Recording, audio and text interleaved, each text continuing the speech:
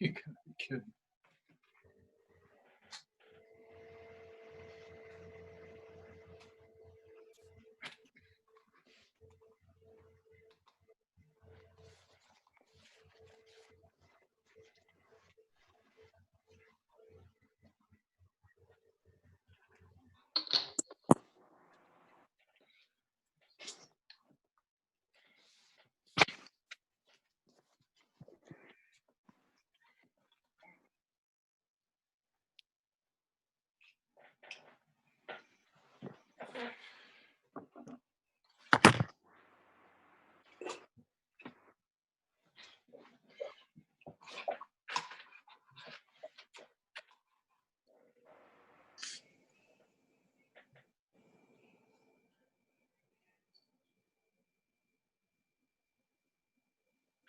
Yeah, whenever you're ready.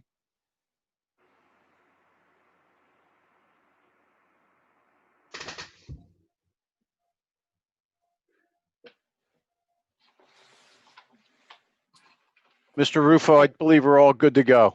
All right, great. Welcome, everybody, to the special meeting on October 19th, 2020. This meeting will be conducted via Zoom, as we all can see. Please rise for the pledge. I pledge allegiance Allegiance to the flag of the United States of America.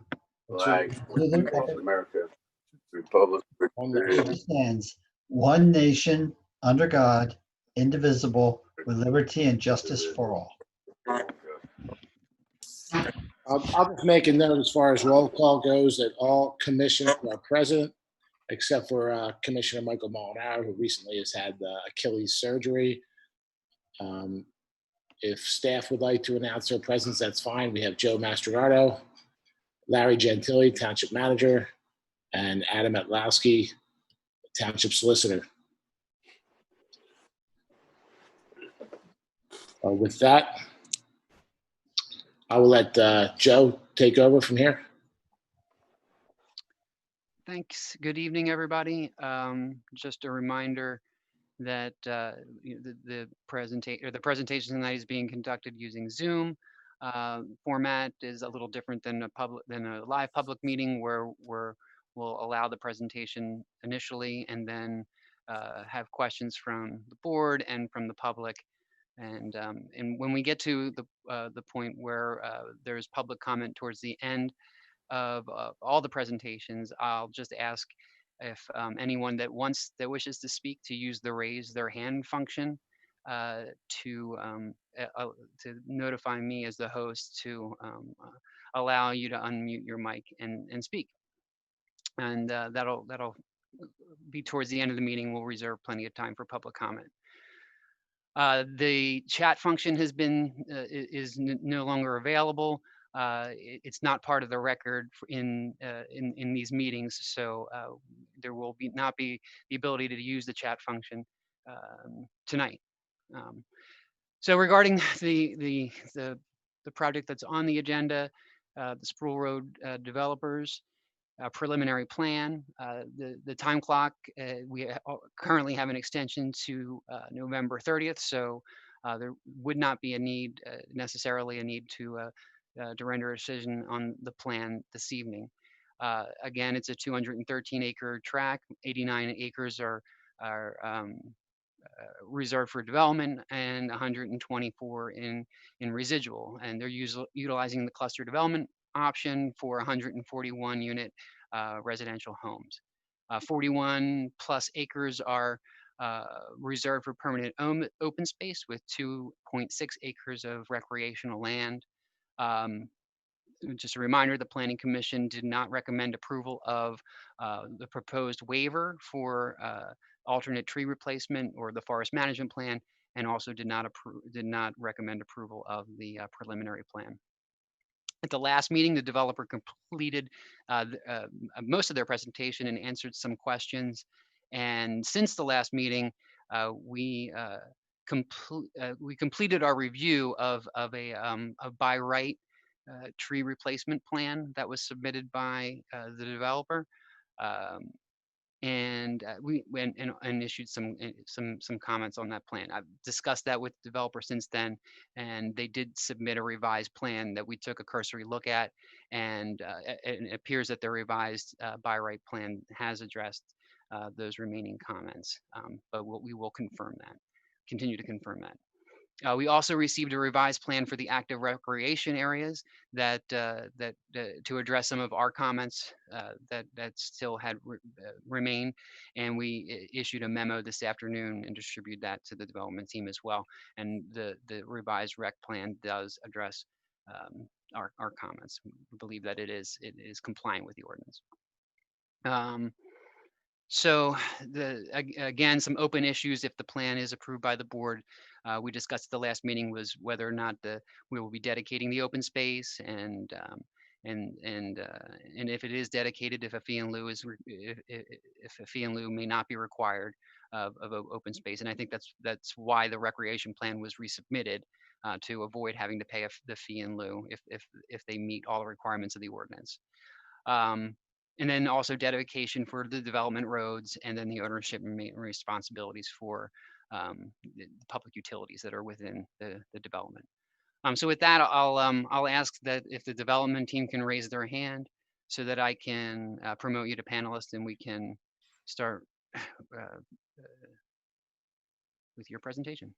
Yep. While you're doing that, Joe, if I can just jump in, also recall that at the end of the last meeting, the commissioners did ask that the applicant also provide a bit of a presentation on their alternate tree plan that they had originally asked for with the waiver, so that the board could also consider that as a possible alternative if this were to move forward.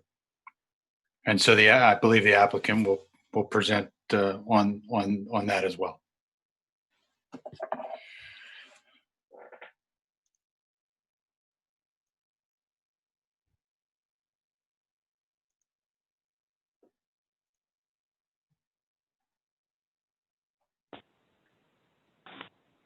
So, well, I'll wait for Hugh to actually get in. Joe, Thank can you hear me? Yeah, while you're also doing that, and when the applicant's done, we would then turn it over to the Whetstone Coalition folks, who we understand they have some witnesses that they would like to, some presenters that they would like to bring to the board. And Hugh, I got Greg, John Hosbach, just trying to see who else, Mark Gallagher, Michael Hutton, Nicole Klein, Shirag, and Greg. Is anybody else? Did I miss anybody? That's it. Okay. And Tim Cassidy. Richard Werner, is he one too? Yes. All right. Hang on. And that should be everybody. So good evening, President Rufo and fellow commissioners. Since our last meeting, the applicant's engineer and the township engineer, Mr. Mastronardo, have continued to work together on this plan review process to develop a complete and code compliant plan. Co-counsel Greg Edelman will present a few minor adjustments to the plan that have been agreed to by the engineers. Additionally, as requested by the board, a brief review of the forest enhancement remediation plan, the alternate plan, will also be provided. The applicant has earnestly worked with the township professionals for the last 2 years to bring this plan into complete compliance with the Marple Township Code. Simply put, the developer has followed the rules. Respectfully, this environmentally sensitive, distinguished, and code compliant community is presented for your approval. And with that, I'll turn it over to Greg.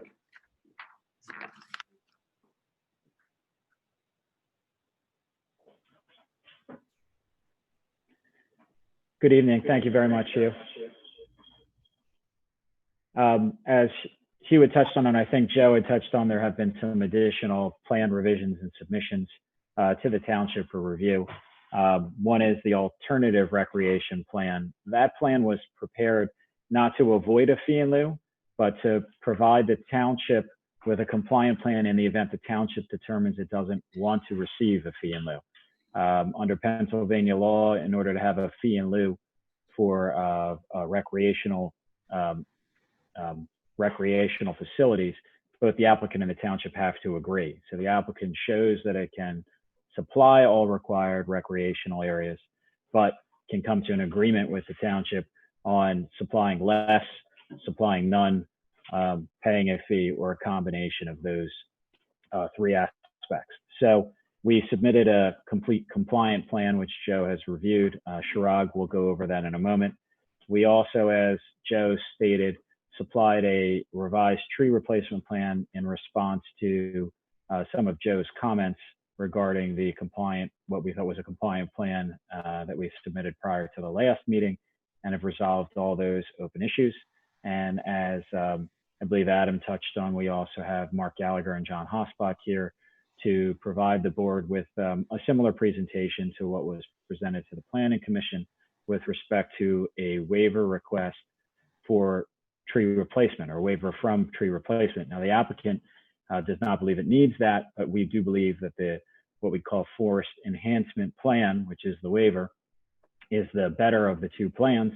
And we welcome, obviously, the board's consideration of that waiver request to permit the forest enhancement plan, should the board see fit to grant such a waiver. So at this point, I'd like Chirag to, unmute. And Chirag, confirm you're there for me, because I don't have everybody on my screen right now. Everybody hear me okay? Yeah, say that again, Chirag. Just want to make sure. Everybody can hear me okay? Yes. Okay. Thanks, Chirag. And Joe, I think we were going to start with the PowerPoint for Chirag that he had supplied you with.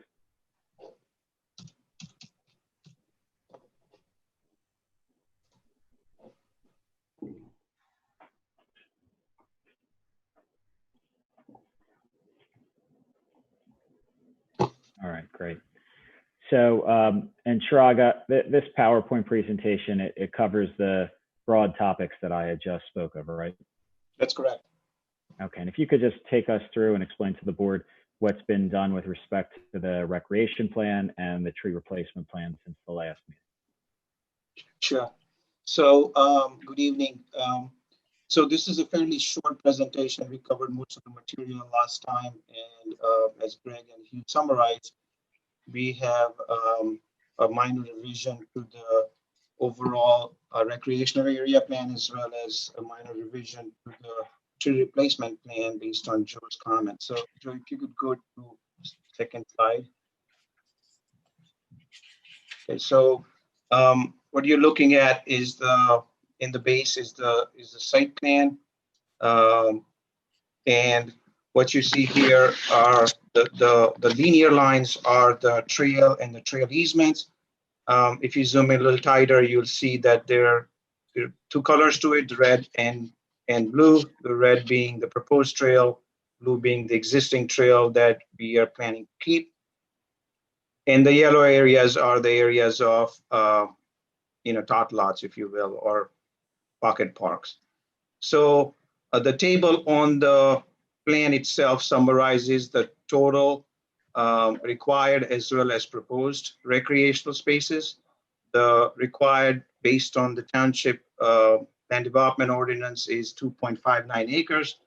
What you see on this plan is 3 acres. And it gives the breakdown of how we get to 3 acres in terms of either trails or pocket parks, existing trails, etc.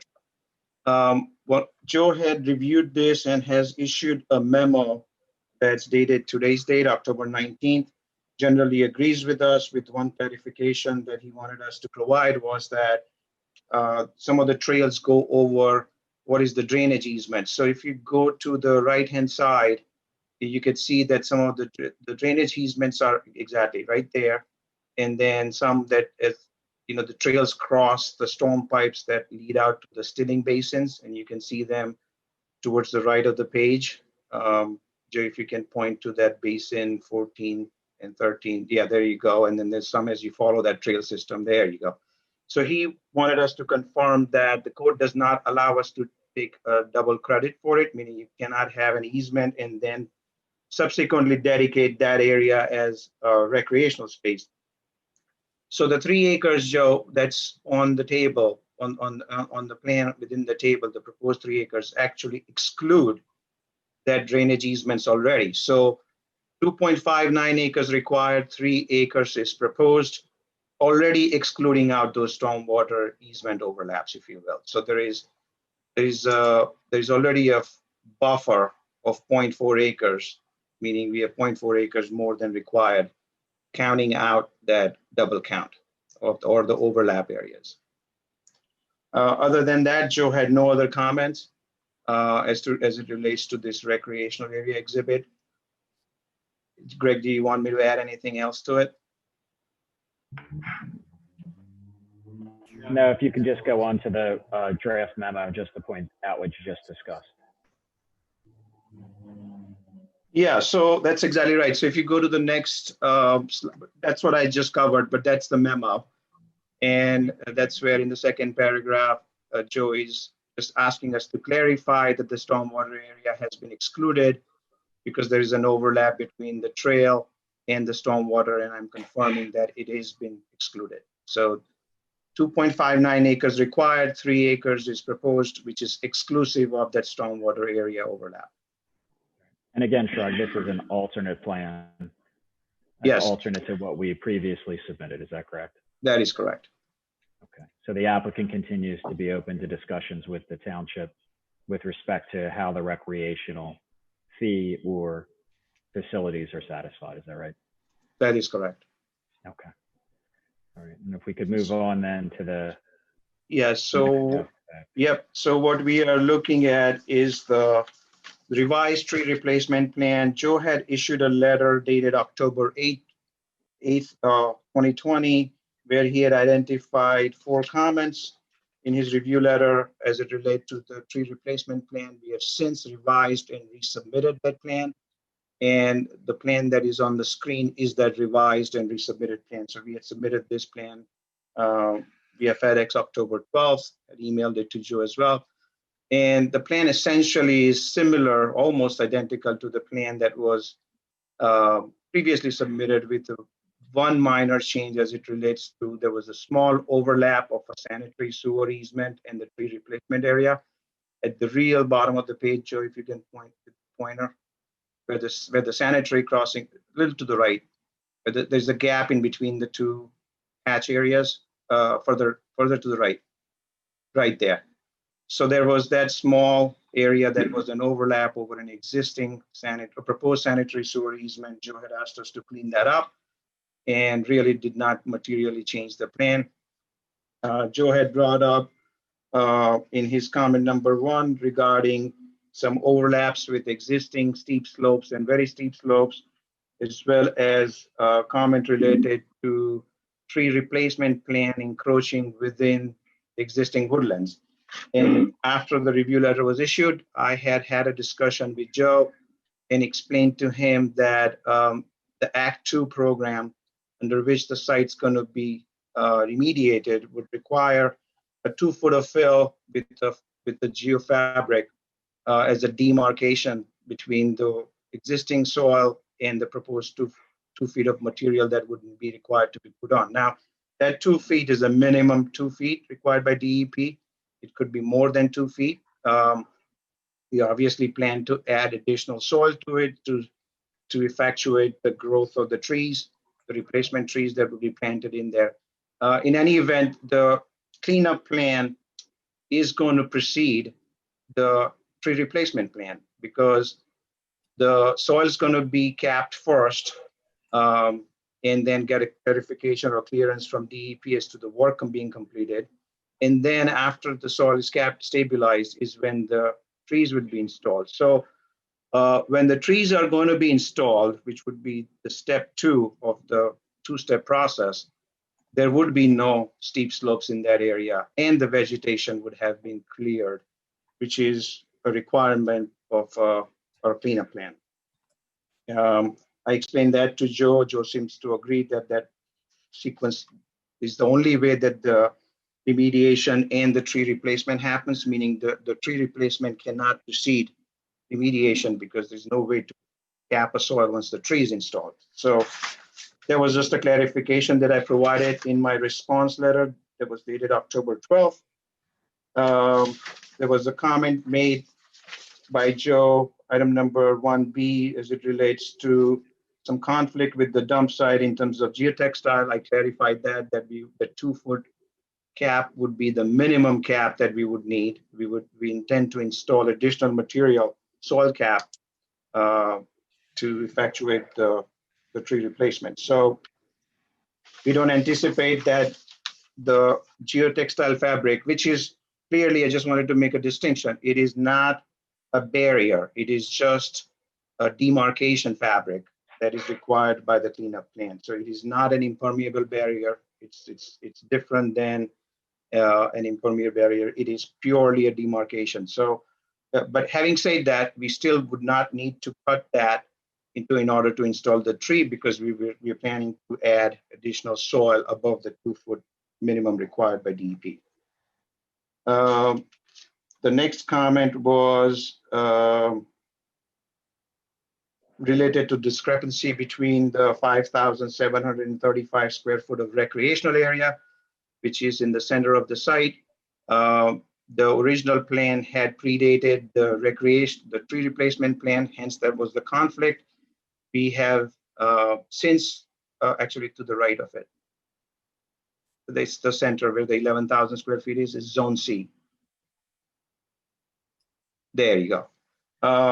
But we have since clarified that if you were to pen back to the alternate recreational area exhibit, there is no overlap. This area will be planted with the replacement trees. And we, as I said, we have 3 acres of recreational area where 2.6 acres required. So we have substantially provided additional recreational area for any construction tolerance, field adjustments, etc. So that item number 2 conflict has been resolved. 3A dealt with that sanitary sewer easement, which we started off with, which was a minor clarification.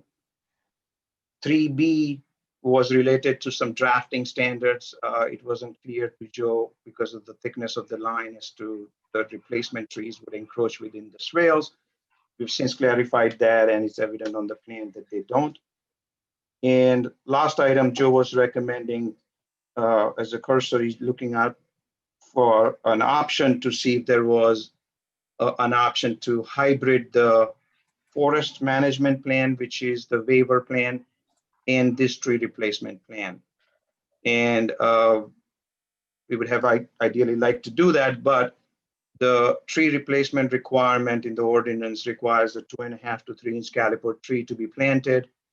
And it would be difficult to install those trees along the stream bank just because it's hard to get to it without having to disturb steep slopes and additional vegetation because the root ball seems to get a little thicker and heavier and impractical to transport. So that was my response in my October 12th letter as well. So Right. we can pan to the next slide, Joe. That's a summary of where the different zones are and what the trees are, species, etc. Some notes in terms of planting specifications and tree spacing detail. This again had not been changed since the previous version. So if you could go one more. And this is the response letter, October 12th, that I just went over. So that was it. And at this point, before we go any further, I guess it would be appropriate to have any questions the board might have with respect to Chirag's 2 aspects, the recreational plan as well as the revised tree replacement plan. So if anyone has any questions. I have a question. Can you hear me? This is Michael Fiorentino for Crum Creek Neighbors Darby Creek Valley Association and the Safe Marple Green Space.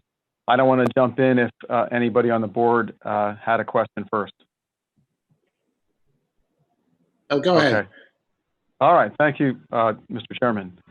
Mr. Thakar, a couple of questions regarding the information you just provided. You were responding to Mr. Massinardo's letter of October 8th. Do you concur with his calculation of 2,163 replacement trees to be situated in Zone A on top of the landfill? Yes. Okay. You also indicated that the area of the landfill will have a geotextile fabric, which you indicated was not impermeable. When you say not impermeable, that means it will allow water to pass through it, correct? Yes. And what exactly is the type of material being used? We have Richard Warner from ECI, who's an environmental consultant. He can actually provide further details into it. The DEP work letter, the cleanup plan approval did not spec out the material of that geotextile fabric. We can have Rich answer the question if he knows the answer to it at this point, Michael. Okay. Rich, are you on?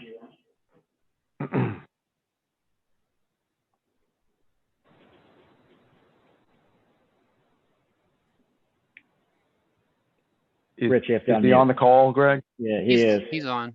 You just have to unmute. Okay.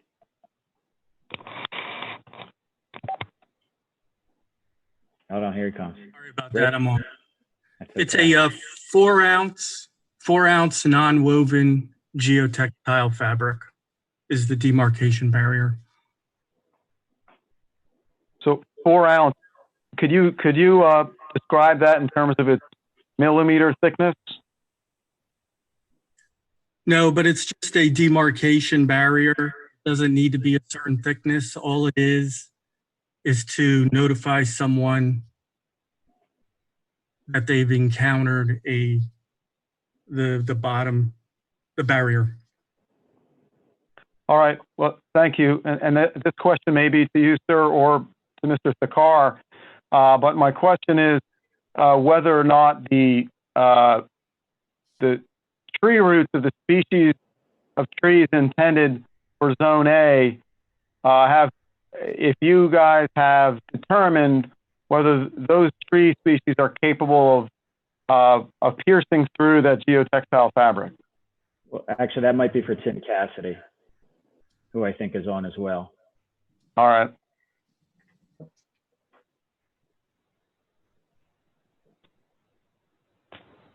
I am on. Go ahead. Can you guys hear me? Sure. Okay. So we the trees that have been specified are the roots should stay within the top 36 inches of soil horizon, and before they start to just grow horizontally. So as Chirag was explaining earlier, we plan to provide enough of a soil depth cover over the geotextile fabric to make sure that the trees have adequate soil depth.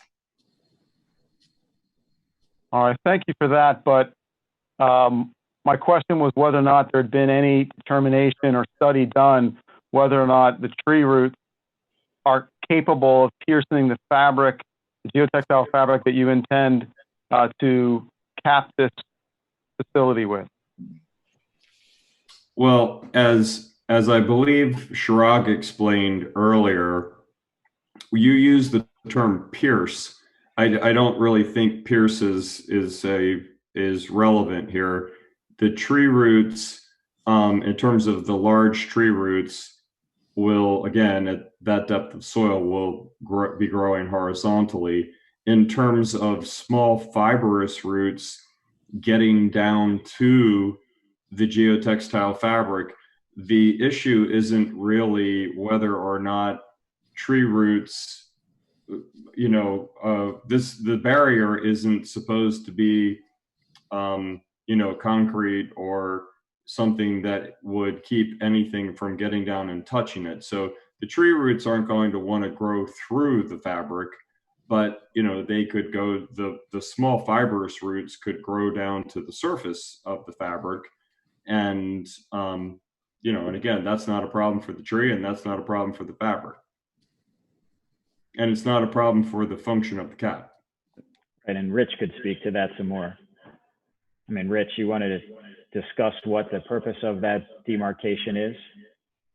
Yeah, the purpose of the demarcation barrier is just to notify someone if they happened to start digging down in that area, which won't happen because there are notices and a post-remediation care plan part of the Act 2 process. The demarcation barrier, again, is not there to stop water from leaching through. It is purely there to notify someone that they're getting beneath a certain layer to notify them. That is the only reason. Thanks, Rich. Greg, would you just mind advising the board, Rich and the previous gentleman, what their position is, so that the board sure. who was talking and what their call. Absolutely. Rich is a professional geologist who is in charge of the Act 2 remediation and process the permit and approval from DEP remediation plan. And Tim Cassidy is our landscape architect who helped design the landscaping for the entire site, including selecting species of trees. Thanks. I know some of us have met those folks before, but I thought the I board apologize. Yes. should know that. Thanks. All right, that's my only question. My only questions at this point for Mr. Thakar and regarding that issue. Okay. Does the board have any questions for Chirag? I don't have any questions. Great. With that, maybe we should move on then to Mark Gallagher and John Hossbach and the presentation at the board's request of the forest enhancement plan. And Joe, I think we'll need to pull up that PowerPoint and get Mark and John unmuted.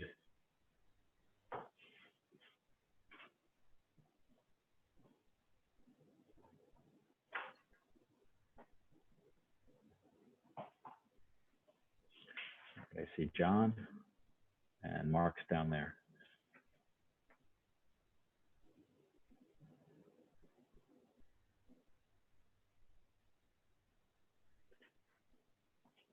Hang on.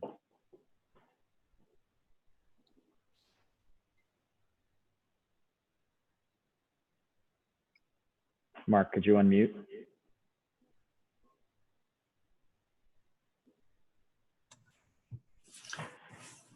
Are you there, Mark? I am. Great. Okay. I'm just trying to get your camera there. Video? Someday I'll Mark, get before we start, Mark, if you could give the board a little bit of your background just so they're familiar with who you are, and John as well. Sure. I'm one of the owners of Princeton Hydro, and one of the elements of what we do is habitat restoration as well as watershed management. I manage all the natural resource and habitat restoration elements for the company. I'm also an adjunct professor at Temple, teaching a wetland course in the landscape architecture program. We started Princeton Hydro 23 years ago. Was a consultant for about 15 years prior to that. And I have a bachelor's degree in biology from Moravian College and a master's degree in plant ecology from Rutgers University. And Mark, you've prepared these types of plans before, is that correct? Yes. And could you just highlight a few of them where you've done that? most recently in Honeybrook Township. And because of the deer problems, a lot of our large-scale wetland mitigation and habitat restoration projects, we routinely fence the properties to essentially protect the project from the damage that deer could incur on the projects. Okay, and you'll talk a little bit more about that at length. But before we start, John Hosbach, if you could just give a little background on yourself as well. For the Yes, good evening, everybody. My name is John Hosbach. I am the owner of Rockwell Associates. We are a consulting forestry firm, consulting arborist. We do plan appraisals, tree risk assessment, and litigation involving tree fatalities. I specialize in tree inventories and risk assessment, such as what we did on this project. I've been in business for 25 years. I am an RCA through the Registered Consulting Arborist of America and a certified arborist with the ISA. And John, do you consult for townships as well as private developers? I do indeed. I'm the lead consultant for Radnor Township, the lead consultant for White Marsh Township, and a consultant to Annapolis, Maryland. Great, thanks. So at this point, Mark, if you could just take us through the presentation, and then at the end, we'll have the board ask any questions, or anybody else who might have some questions for you or for John. Sure. So I am going to start the presentation off, and towards the end, we'll hand it off to John. So can I have the first slide, please? So the basis for this plan was to focus on enhancing the existing forest. And part of any enhancement plan has to be based on the existing resource being degraded in some capacity. So based on John and my assessment of the site, one of the primary issues is the dominance of invasive species and the impact that deer have had on the property. So the plan really focused on addressing those two key elements. So what the project proposes is 48.15 acres of existing forest will be subject to three key management steps. The entire 48 acres would be the subject of an invasive species management plan.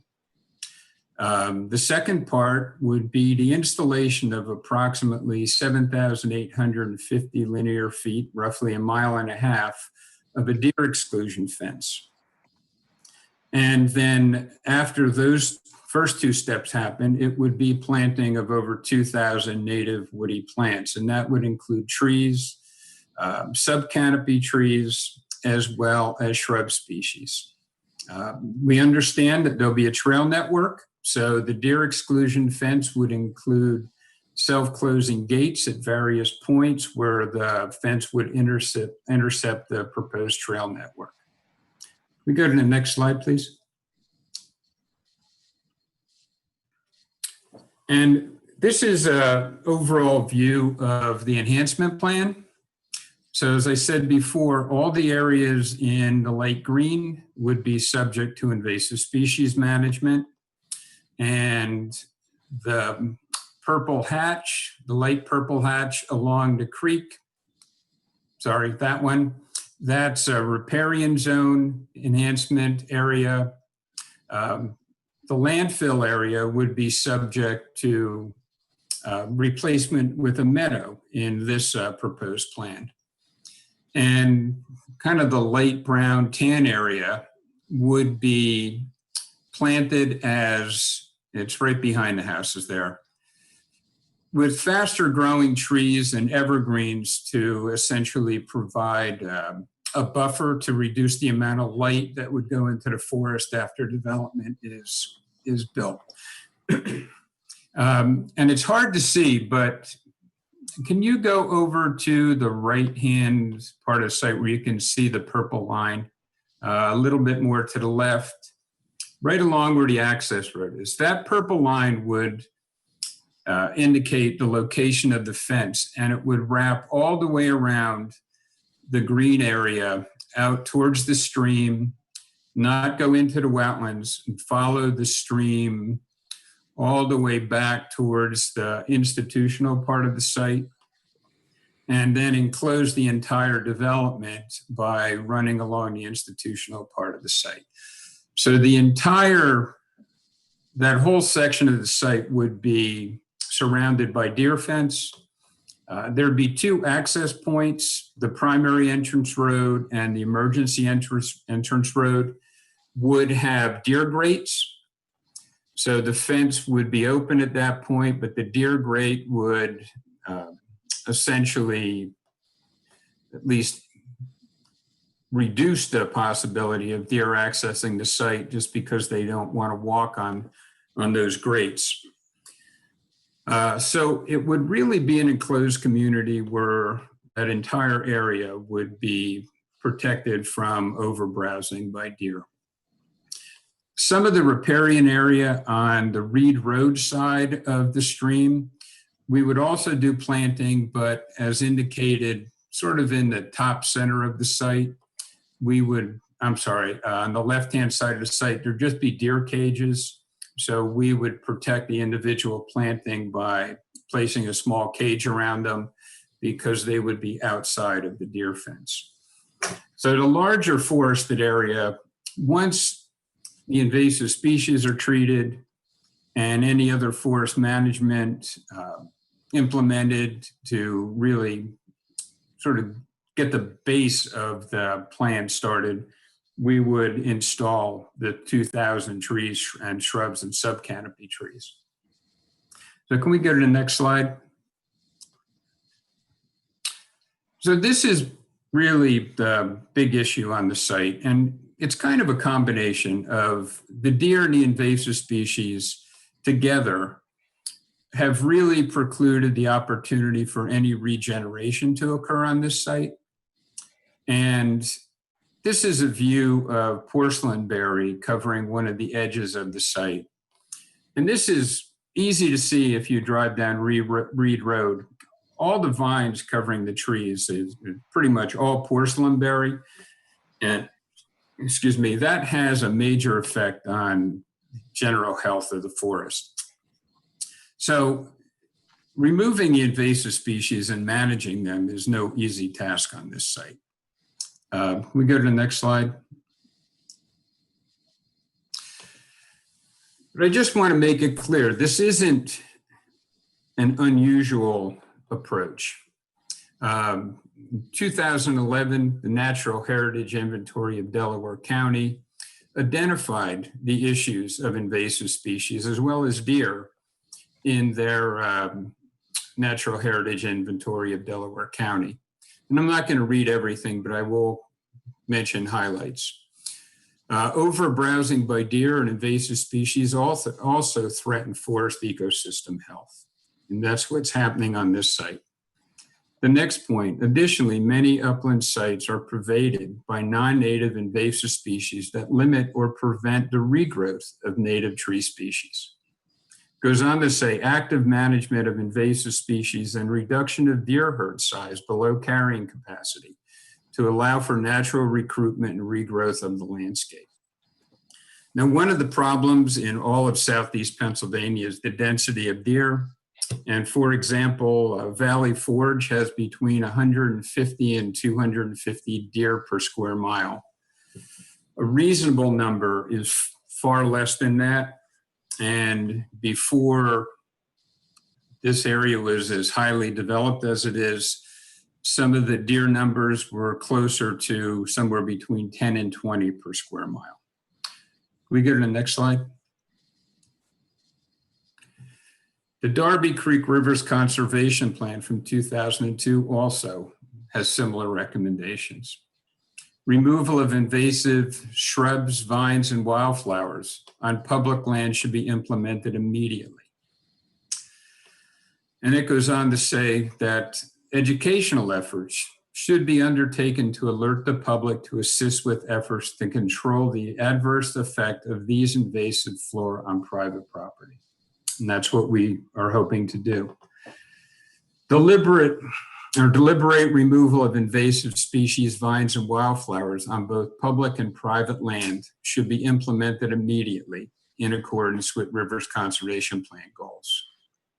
Non-native shrubs and vines that may dominate the shrub layer include Japanese and bush honeysuckle, multiflora rose, autumn olive, and others.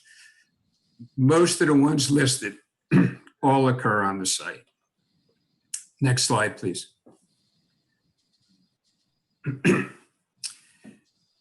The deer management goes hand in hand with the invasive species. So one of the issues with the overabundance of deer in our area is it has completely changed the structure and the species composition of our forest. And this is just a photograph of a view of one of the younger parts of the forest on site. But it has that park-like appearance where you don't see many small trees, could not find seedlings of the trees that form the canopy. Most of the understory are either non-native species or a handful of species that are unpalatable to deer. And in this plan, talks about combating the proliferation of invasive species with their increased adverse ecological impacts, with particular focus on deer.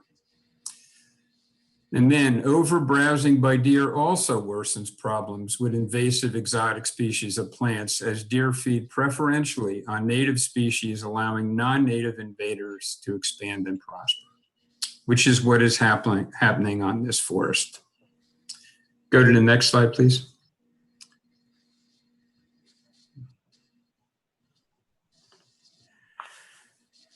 And Tyler Arboretum has fenced 100 acres of their site.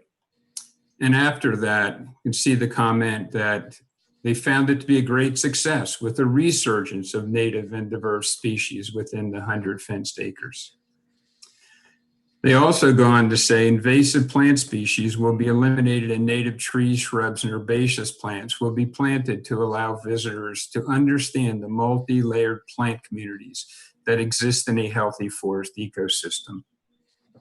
And I can tell you that some of the species that I saw and worked with other students in their research when I was a graduate student, which at least for me didn't seem that long ago, but it was in the mid-'80s, that many of the shrubs that we were studying are now gone from our forests just because of deer browse. Next slide, please. I want to give you some examples of a forest that has been protected from deer. And these are photographs of Bowman's Hill Wildflower Preserve in Bucks County. And they installed a deer fence 27 years ago. And part of the reason is it is a preserve that is considered a museum specifically to preserve plants. As a place to visit and see what native plants would look like. And that was part of the reason they put a fence in before it was fashionable, so to speak. But it's been 27 years. So you can see the two photographs is what a forest with seedlings and saplings and a shrub layer, canopy layer should look like. And the bottom two photographs show how many herbaceous species are possible in the absence of deer. And as I said before, almost all the species identified on the Sprawl Road site are those species that are non-native, or the handful of species such as New York fern and hay-scented fern that the deer don't like to eat. Next slide, please. So these are two photographs of the forest on the Sprawl Road site. The one on the upper right is a photograph of New York fern and garlic mustard. And the bottom left, it is stilt grass and New York fern. And these are pretty much what's left of the understory or the herb layer in the forest. And this is really the primary function of the deer do not eat these species. So as part of the invasive species management plan, we would have to control these as well, because these species would impact regeneration of our native species. So even young oak have trouble getting through the layers of these species. So this would all be part of the invasive species management plan. Next slide, please. This is just a generalized, or it's a photograph of an example of what a forest looks like when deer are excluded. So the forest on the left-hand side is what forest regeneration looks like in the absence of deer compared to the right. And one of the primary issues that you'll see is in the absence of deer, our native species have the chance to outcompete many of the invasive species. On the sprawl roadside, however, the invasive species, especially the vines, are so ubiquitous and have essentially grown into the canopies of many of the species that removal of them is integral to any success for getting this forest to regenerate naturally. And John, I think it is time for you to step in.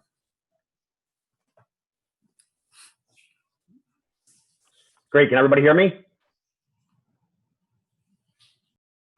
Yep, go ahead, John. Great, thanks. Can you go to the next slide, please? Great. Let me start off by saying, we've heard Mark tonight. You heard us back in previous meetings regarding this waiver plan. And then you heard Sharad tonight discuss cramming in 3,200 trees in order to meet the requirement and the code of Marple Township. Let's just take it down a tone and look at it from layman's terms. We've heard the residents, we've heard the opposition state numerous times, we want to preserve the woodlands. Obviously, the applicant wants to construct 141 dwellings. But outside the LOD, we're looking to preserve, protect, and enhance from your comments from previous meetings over the last 2 years. I live approximately 8 miles from the site, and I can tell you, over the course of the last 10 years, you can see this woodland structure starting to grade. So our two plans tonight that have been presented, and obviously I'm going to go over the budget here in a minute, which equates to almost $500,000 of mitigation to preserve what you folks have been requesting over the years. In terms of enhancing by adding 3,200 2.5-inch caliper trees, the chances of survival are very slim. Almost 20% loss will be created by planting these trees, which is very common. Instead, we can enforce and enhance and protect by putting up the deer inclusion fence, putting in whips, managing the invasives, and managing through coal pruning and coal removal, and enhancing the trees so that we have another generation of seed crop. Because as Mark pointed out, there is zero regeneration. You can walk every inch of the area discussed tonight and you will not find one native tree in regeneration mode. So with that being said, we have $56,000, which is going to include the deer inclusion fence, large tree planting, which is 124 trees at $95,000. We have large tree maintenance in order to water and care for those trees at $27,900. We have the forestry whips, which is a total of 2,000 trees for a total of $127,000. We have 1 year care of the whips, which includes taking care of the tubes, making sure invasive plants and vines do not encroach those, pruning, fertilization, all the care involved, which totals $3,000. We have the invasive management, which is 1 year of the Woodlands Meadow Woodland Edge deer fence, which equates to $73,000. And then we have the shelter wood cut, which will open and release seed trees, which is a total of $23,000. So $419,000 out of the applicant's pocket to preserve and enhance what you folks have been looking for to preserve and protect the woodland structure. Great, thank you, John, and thank you, Mark, for your presentation. Again, I'd like to open both gentlemen up to questions from the board or other members so that, you know, they can go over any aspects they've talked about or anything that came up during their presentation that you might want to inquire about. I have a question. So I guess the difference is 1,200 less trees in what you call your waiver plan, along with the deer management that goes along with that and the fence. Is there any type of deer management considered in the by right plan with the 3,200 trees? No, there's not. And there's also no fence in the by right plan. Is that correct? That's correct. No, there's no fence. And there are different types of trees, Joe. I don't know if you could compare apples to oranges here. As John described and Mark described, you're talking about whips, which are a much smaller tree, versus the replacement trees, which are much larger caliber tree. Yeah, I haven't determined, at least. I'm not saying that the by right plan as presented is actually by right. I don't think we've determined that yet, but I think we're on our way to trying to figure that out as well. So. Okay, well, I believe your engineers reviewed and said it was compliant. Okay, thank you. Couple questions. Can you hear me, Greg? Yes, go ahead. Okay, Dan Leifson. Hey, Dan. How do you get rid of the invasive vines? You're just putting down some type of chemical to get rid of them? I guess Mark, if you want to do it, or John, you want to do that? Yeah, I mean, I can jump in. So, great question. So the invasive vines will be cut at the base of the tree, and these are the vines that are actually protruding into the canopies of the tree. They will be treated at the base of the stumps with a Garlon herbicide, which will kill the root system of those subject trees, vines. Then basically the vine dies and windstorms take it away. Yes, it'll wither away over time. Yes, correct. The 1 year care of new whips, that whole project is going to take multiple years. Is there any way we could stretch that into a 2 or 3 year plan? I mean, that's something we could obviously. You guys are going to be on that property for a while. Right, Dan. And then also timing of when those whips are planted becomes something for discussion as well. But that's obviously something we can talk about in terms of the number of years of caring of the whips. Will the planting occur before the homes or during the homes are being built? Does it all happen at once? Generally, it would happen during the building of the homes. It hasn't been set yet at what point we'd be doing all of it. But I would assume the earlier the better, because that would give you time to have additional acclimation of any new growth. This plan that you're talking about now, where you get rid of the invasive species, the vines and all that, how many trees do you think that would save? Would we save 500 trees or 1,000 trees? John or Mark? That are already covered with vines. I mean, would this bring them back so that they'd actually look like a tree again? You know, from my notes, and again, don't hold me to this, I'm just looking at some notes that when we did the actual inventory, we spent 16 days out there. I think we calculated over 800 trees along the edge. And these are trees ranging from 2 inches, excuse me, not 2 inches, 6 inches up to the large canopy trees, such as your tall poplars. I think there was about 800 trees along the edge and certain parts of the interior that were impacted with vine management. So this plan basically might help. You've got 2,000 new trees and 800 that we might be saving. Would that be correct? That would be correct. And don't hold me to that number. Thank you. Let me add to this, though, too. It's part of the selection of the trees for the planting. We're bringing trees that used to exist in the forest that are now gone. So a lot of shrubs and a lot of subcanopy trees like flowering dogwood and redbud and serviceberry, all to, once it's fenced and the invasive species are gone, it really is designed to recreate or reestablish those layers that we used to normally see within a forest. Thank you.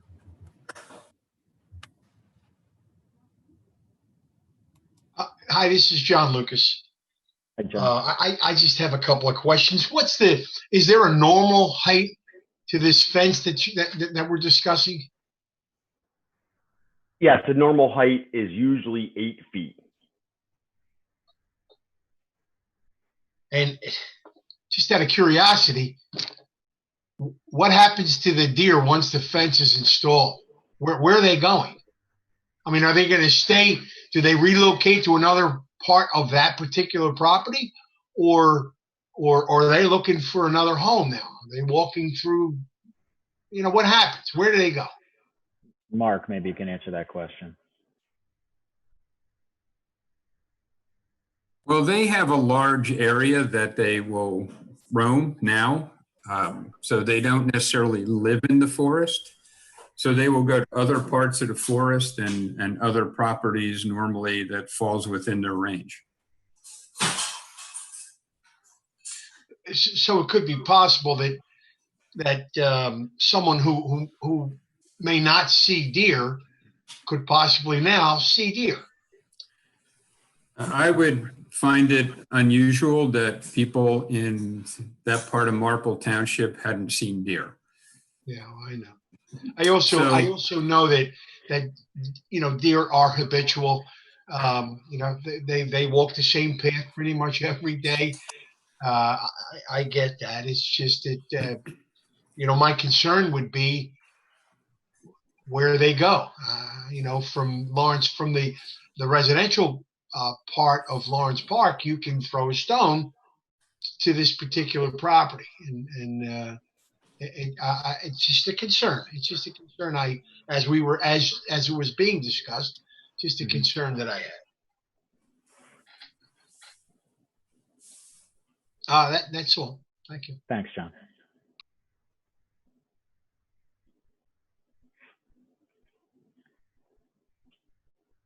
Michael, I think you're on mute.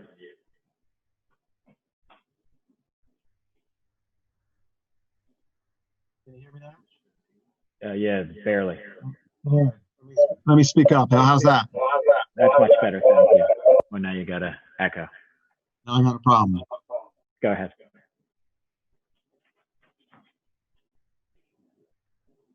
Okay.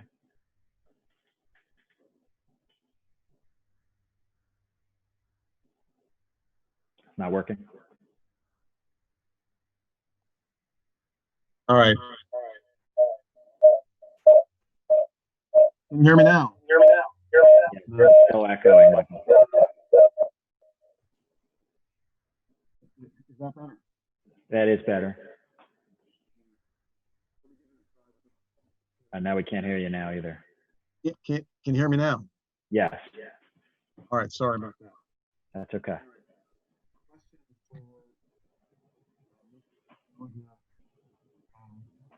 Early in your presentation, you showed, I don't know if we can back it up to the early part of this PowerPoint slide, but I cannot hear the question at all. Michael, you're hang on a fading in second. and out again. I'm gonna kick you out, and we'll just have it set up the way it was before, so that you can.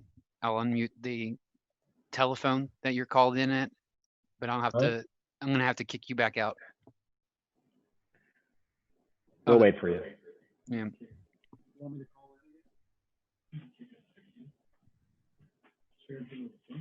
Oh my goodness, where is it?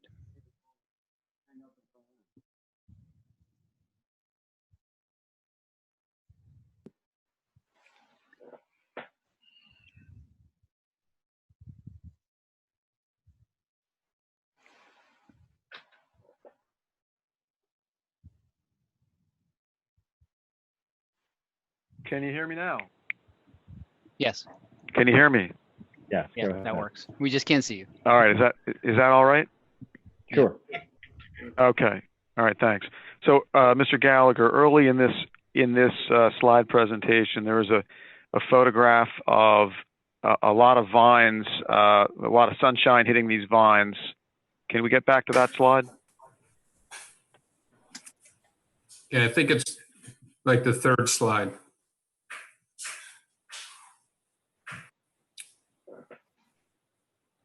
That one. Okay, that's it. All right. And that particular photograph was taken on the site, correct? That's correct. Did you take the picture? I did. All right. And is that on the perimeter facing Reed Road?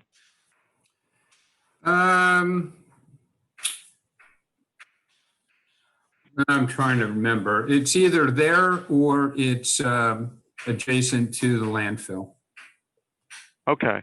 So and you said it's primarily porcelain berry is the kind of vine you see here? That's is that correct. right? Yes. All right. Would you agree that porcelain berry thrives in sunny areas like this? Yeah, long edges. All right. So it's much less likely to see vine coverage in the interior of the forest. Is that fair? Not porcelain berry, but there are other vines. Okay. But the vast majority of the heavy vine coverage you'll see in sunny areas. Isn't that fair? Yes. All right. I wanted to ask about and this might go to Mr. Hosbach. I'm not sure, but regarding the amount of money necessary, I know 419,000 was the number that was given for the forest enhancement management. I guess my question to you is, what is the amount of money that the developer or that you consultants to the developer have indicated will be necessary to implement the tree replacement plan, the 3,200 trees? I think that would be a question for Mr. Tim Cassidy, I believe. All right.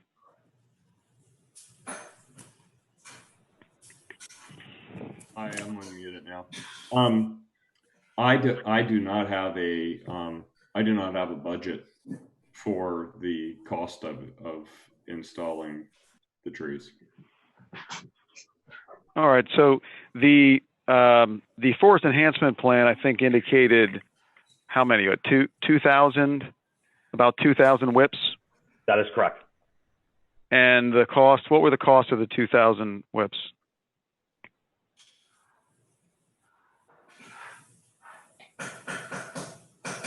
$127,000. That's what it says. That is correct. Plus the additional 124 large canopy trees, which for $95,000. Okay. Yep. Right. Is it fair to say, and I guess I'll put this question to Mr. Cassidy, you'd agree that the cost of a 2.5 inch caliper tree is considerably more than the cost of a single whip? Yes. Okay. So we're not only going to have a higher cost just for for that first 2,000, then we have the additional costs of the additional 1,200 2.5 inch caliper trees. Okay. So it's fair to say you guys are required to do those 3,200 trees, and whatever cost that is to you, unless you receive a waiver. Isn't that right?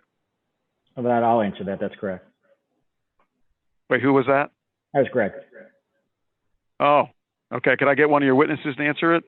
No, because it's a legal question.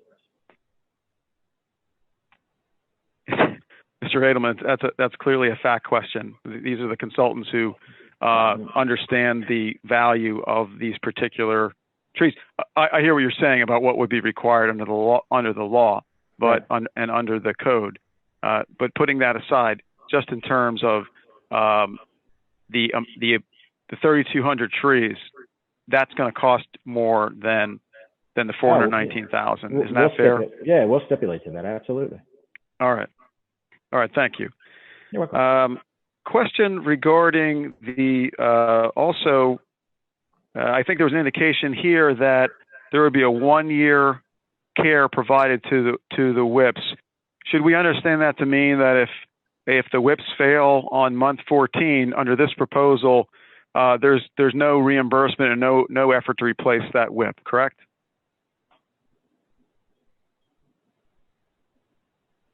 As it stands now, Who wants yes. to take that one?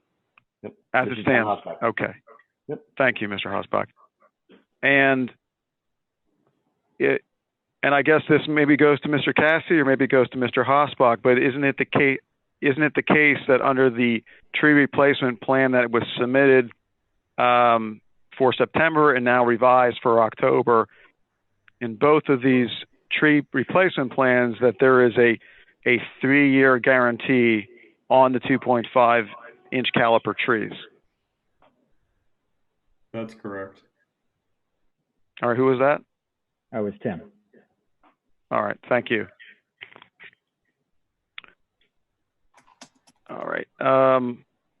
I just wanted to clarify with Mr. Hosbach. He indicated, he just said, don't hold me to it, but approximately 800 trees on the edge in the interior that are impacted by vines that under the forest management plan, you intend to cut and... Michael, we lost you. Okay, can you hear me now? I heard cut, and then you dropped out. I believe you were going to say herbicide treatment. Yeah, the cuts and the herbicide treatment. Yes, that's approximately 800 trees that you plan to give that treatment to under the forest enhancement plan. That is correct. All right.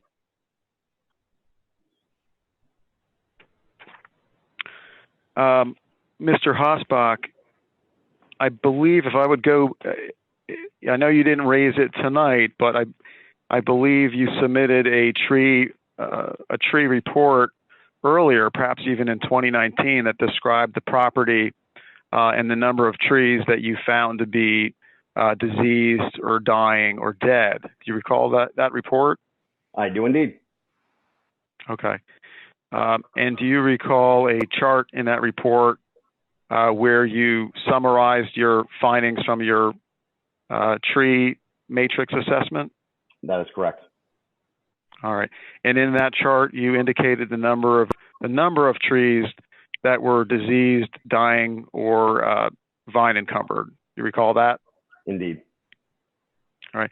And the purpose of that chart was to set forth the number of trees that you were suggesting should receive a waiver from the ordinance requiring a 2-for-1 compensation. Isn't that right? That is correct, because of the fact that they were either dead, dying, or diseased, or currently failing at the time. And by failing, you mean vine encumbered? Falling over, vine encumbered, totally damaged, decay, numerous defects, tribulations associated with the tree. Okay. And does it sound right to you that through that process you excluded from compensation 443 trees based on a vine encumbrance? That is correct. All right.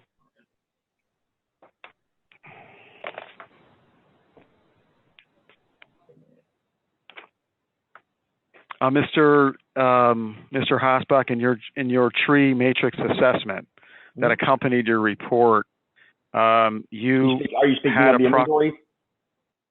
Yeah, I think it was called an assessment matrix, but in inventory, it was a 150-page document. Correct. Yes. Okay, and each page received a number. Some pages in there represented a single tree. Some pages represented a number of trees at once. Is that right? That is. Okay. All right. In the slides, or essentially the pages in that matrix that featured a single tree, you typically had at least one photograph showing the claimed damage to the tree, right? That is correct. All right.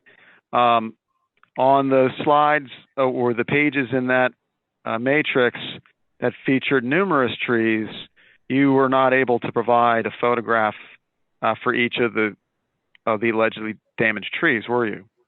No, because the program does not permit any further pictures from the one that you're taking. The program, well, I'm sorry, what do you mean by the program? The program, Urban Forest Matrix, the software that I use in order to capture that data. Okay. Well, you could have had an option to do another page to feature the photograph of the tree that you were claiming was diseased, correct?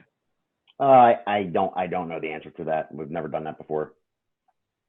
You've never done an inventory of greater than 150 pages? Absolutely, I have, but I'm not sure you can go to the next page or not. I don't have the answer tonight for that. I see. All right.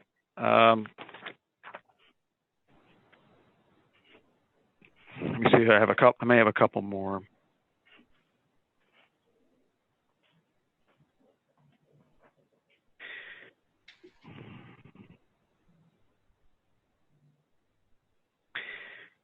One quick question for you, Mr. Hosbach. Do you have your report, your 2019 report available to you? I do not. You don't have it nearby? All right. I do not.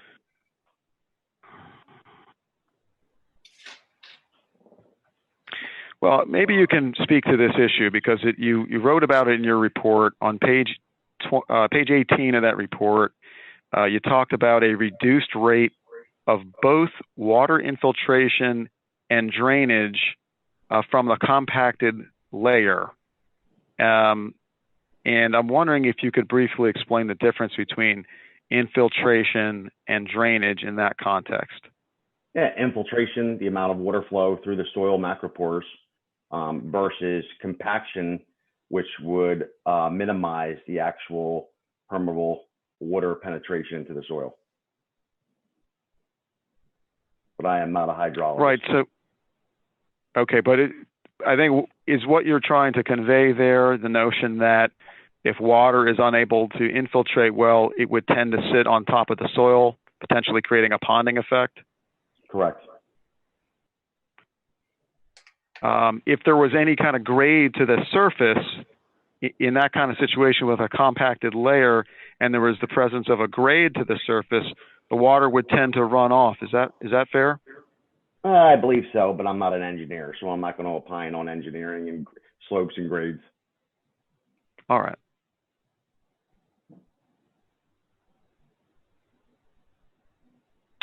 All right, I think that should do. Let me just double check if I don't have one more question here.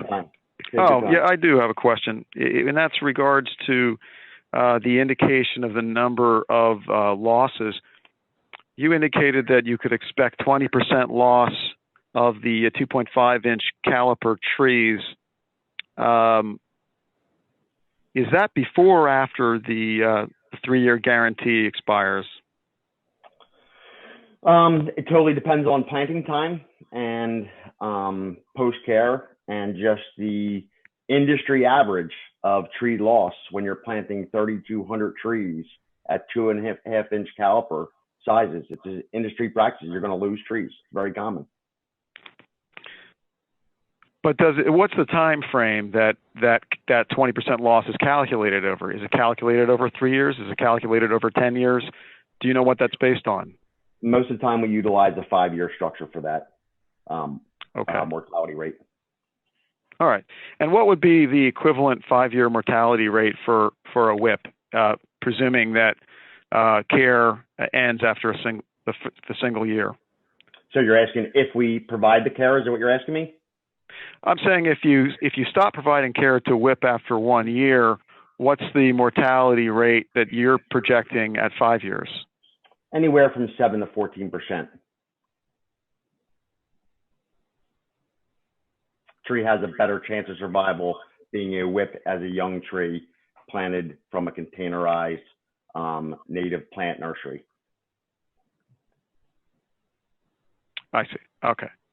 Does that answer your question? Yeah, I'm just checking to see if I have any further question. I may have one or two more.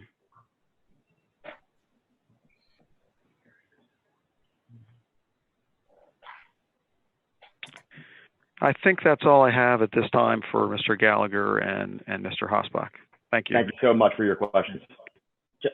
John, let me just jump on what Michael just talked about in terms of mortality rate. Can you explain why the WIPs have a lesser mortality rate than the larger trees and why they're preferred when you're dealing with tree replacement?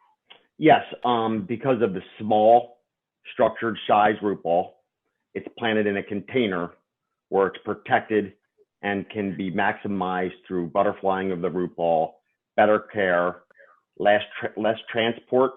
These plants can be transported in a box truck compared to a large trailer where they'll have desiccation. Getting to the site, unloading, moving into the area, unloading to the area, and then putting them in a hole. They're going to get it moved 4 times. The whips will be moved 1 time, and because of their structured size, have a better survival rate. Okay. And which one acclimates better to the new planting area, the whips or the larger caliper trees? Greg, that would be the whips. Okay. And which one grows quicker after it's been planted?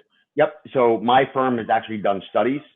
So when you plant a 4 to 5 foot whip, which is usually a 3-gallon plant, in 10 years, that whip, so we'll use red maple as an example because that's the plants we've used when we were doing some of our studies. Within, let's call it 10 years from the time you plant a whip versus a 2.5 inch caliper tree from a nursery, that whip plant, that red maple whip, will exceed the growth of that 2.5 inch within 10 years with a better chance of survival, a better structure, because that tree has been pruned in the nursery, unlike these giant wholesale 2.5 inch and larger canopy nurseries. This tree has been cared for out of a native plant nursery. So to answer your question, the whip will exceed versus the 2.5 inch caliper tree. And would you ever advocate to reforest, to reestablish a forest using a 2.5 inch caliper tree? I would not. Okay. That's all I have for John. Does anyone else have any questions for Mark or John or Tim?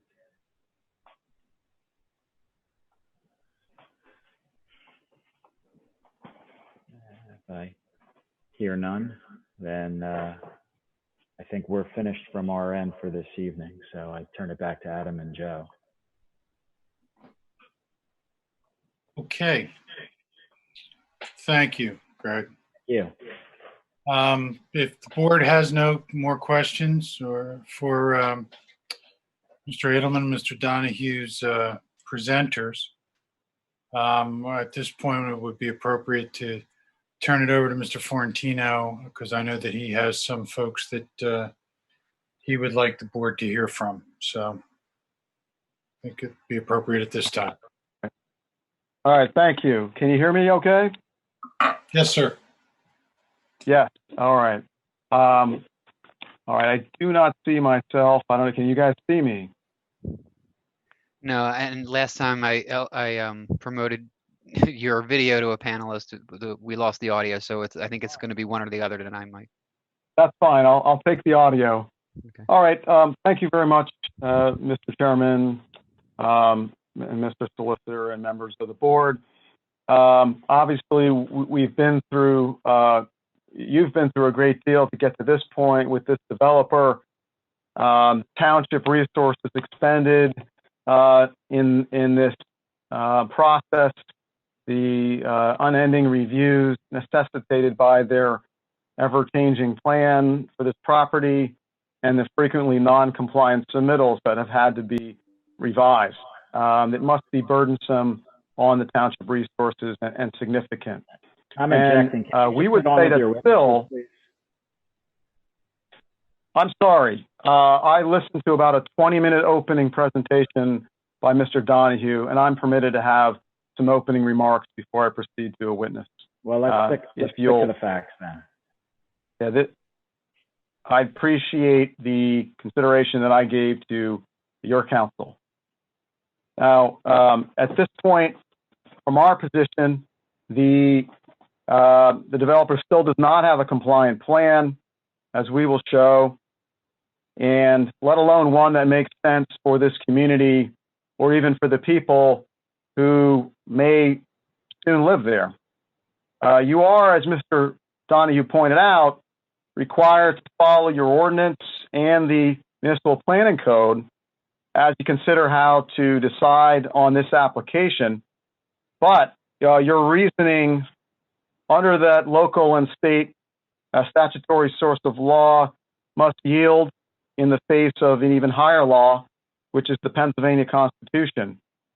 And you'll have duties in this decision as trustees under the Constitution, and you will see why the Environmental Rights Amendment of the Constitution applies through our presentations tonight.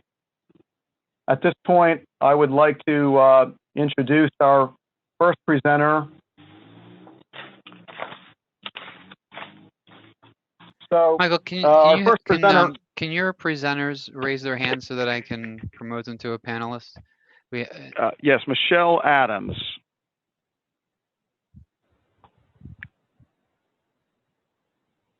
I don't see Michelle. Jay Cooperson, he's one, right? Jay Cooperson is one. Darren LeBrake. And Rick Ray.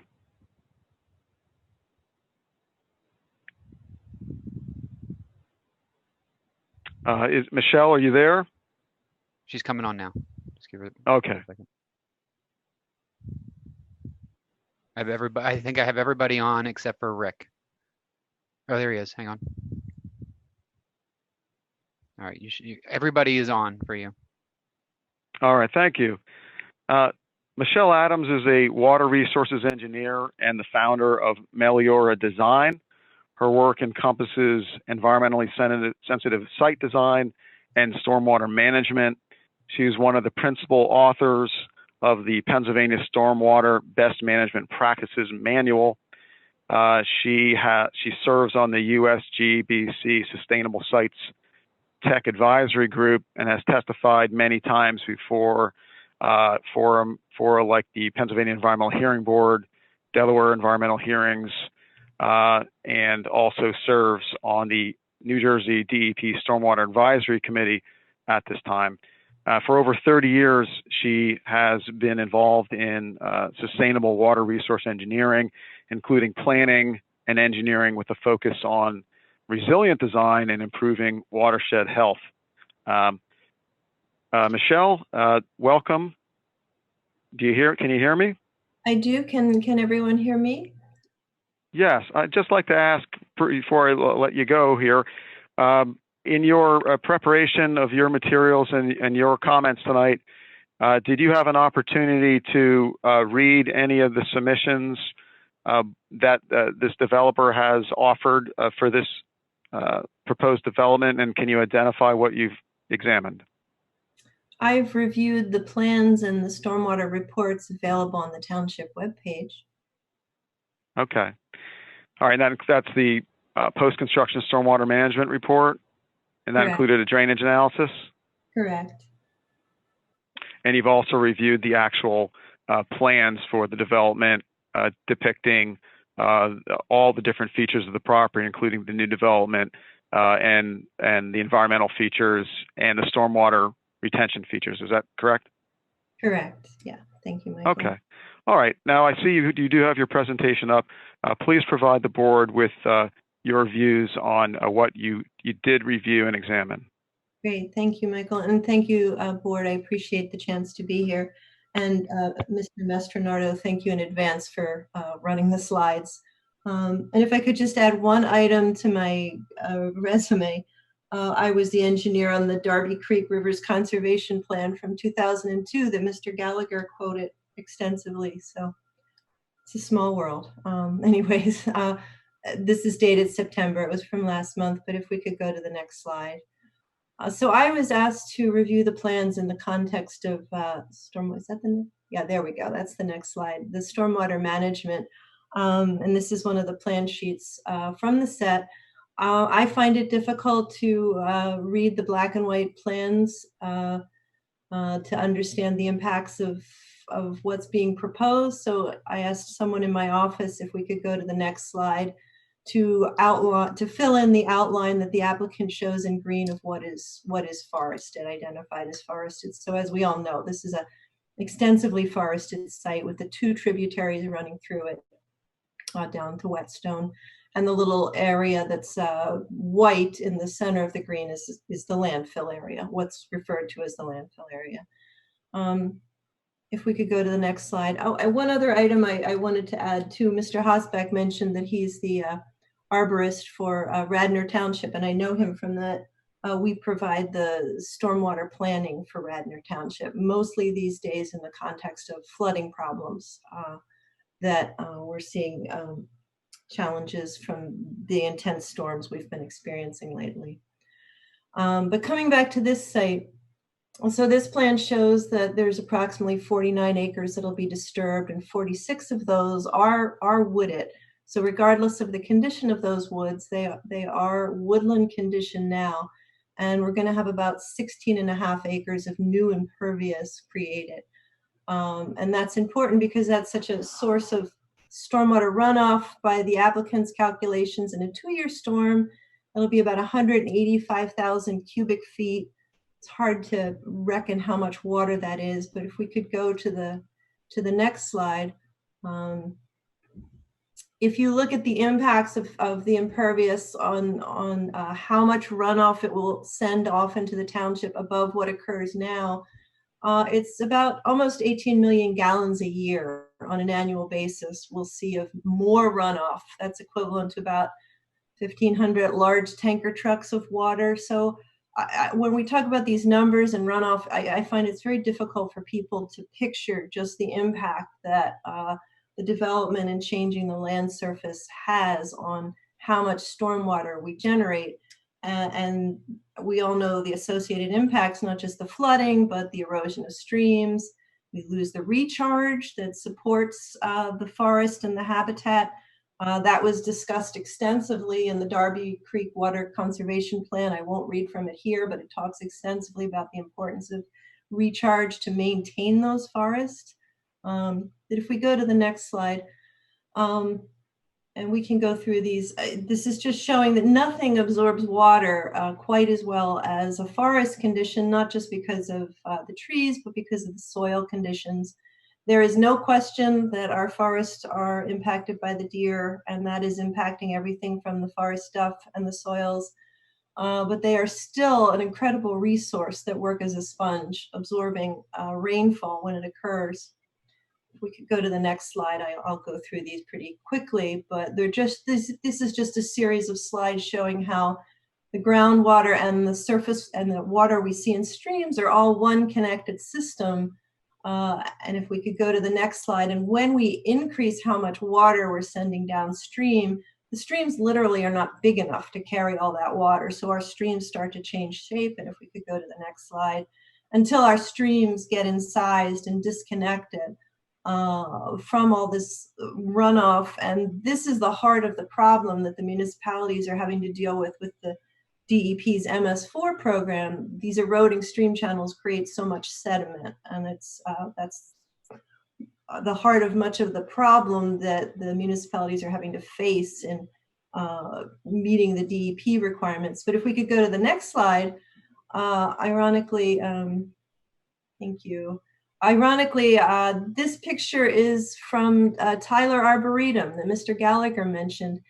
And this diagram is showing that the stream running through Tyler Arboretum, you can see the red line where the bottom of the stream used to be. And because of upstream development sending so much water, the channel had eroded and cut down to the rock. And that's what you can see below the red line. Ironically, this is in the deer enclosed area of Tyler Arboretum that Mr. Gallagher spoke of. And even though those trees were protected from the deer, they were having health problems because the soil moistures had changed in the forest because of the stormwater. So these are all interconnected systems, and the stormwater can have a huge impact on forest health and stream health. Anyways, going to the next slide. It's not just the impervious areas too that cause runoff problems. This is some research from New Jersey. It's a few years old now, but what this is basically showing in grams per cubic centimeter is how dense concrete is, about 2 grams per cubic centimeter, and that what we think of as lawns and green spaces are almost as compact as concrete when you measure them as compared to the soils in a forested system, which tend to be much looser. They're full of those macropores and micropores that Mr. Hosbach mentioned. So they work better at absorbing water. And this is important because our engineering calculations don't accurately reflect these conditions that are happening in reality, which is why the two issues I hear about everywhere I go are stormwater and traffic, are the 2 issues that plague municipalities. So if we could go to the next slide. So when we look at this project, this is just saying, well, when we look at this project, the assumptions that have been made in the stormwater calculations, while they may be consistent with code, the assumptions made are that the lawn, the new lawn that's created, will absorb water almost as well as the current forest absorbs water now. And essentially, the new lawn will be able to take 1.27 inches of rain before any runoff occurs, as compared to a forest that can take over 1.5 inches of rain before runoff occurs, per engineering calculations. We all know that lawn is generating much more runoff much quicker than what these numbers assume. So my point is that if anything, the calculations submitted with the application grossly underestimate how much runoff this site will generate. If we could go to the next slide. While they may be standard engineering calculations, they don't represent what we see really happening.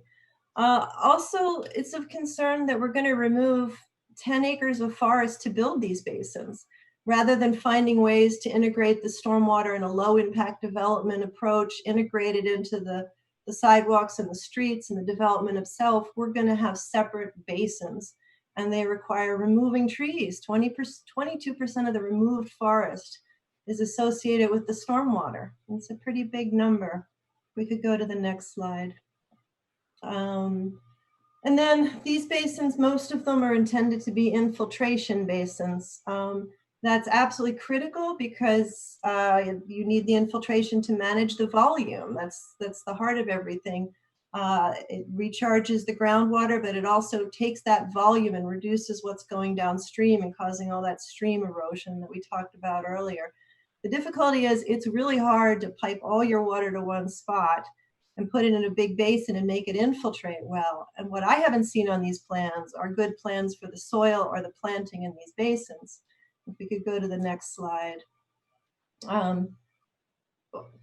Just one more point before I jump into these. There was a detail I think we might have jumped over. Would you mind going back 2 slides? Did we jump over one? Is there a detail? There it is. All right, so this is a detail from the plans. The red are my notes, but basically the plans are to have these holes, these basins, and then to put topsoil is what the drawings refer to. If you put topsoil that you've scraped from the slate into a big hole and you fill it with water, you're going to get a big muddy mess, and it's not going to infiltrate and it's not going to drain.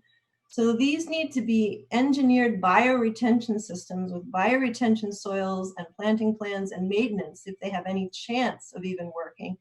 It would be better not to cut down the forest and to integrate the stormwater into the system. But if we're going to go with basins, they need to be engineered systems. Stormwater management is no different than any other engineering component. We have specifications for asphalt. We have inspection for sewer lines. We need to pay that kind of attention to our stormwater systems in their design and construction and inspection if they have a prayer of working. And then I'll just wrap up by noting a couple sections of code, if we could jump ahead to the code sections. Yeah. These generally are quotations from the code that get to the intent of the code. Promote non-structural stormwater practices. I don't see that. Manage close to the source. Don't see that. Focus on infiltration. Well, there's supposed to be infiltration, but the engineering design doesn't represent a design that's going to function as infiltration. If you go to the next slide, there's 3 of these with code. Prevent scour and erosion. If the infiltration basins don't infiltrate as shown, then you will have scour and erosion because you'll have too much water downstream. Also, the applicant has looked at downstream points in analyzing the site and hasn't really looked at the hydrology of the tributaries, as noted in the second comment there. Maintain as much as possible of the natural hydraulic regime. That's not how this site has been analyzed. It's certainly not a low impact development site. If we could go to the next slide. And infiltration. So as I mentioned, for infiltration to be met, you have to have a system that's properly designed and constructed. And I'm not seeing that on these plans. And I think that's my last slide. Is there one more?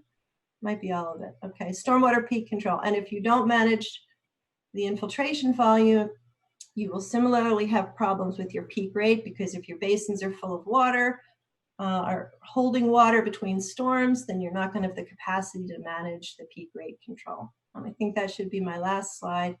Glad to answer any questions. And oh, protection of steep slopes. I thought these go on, and hopefully this is my last one.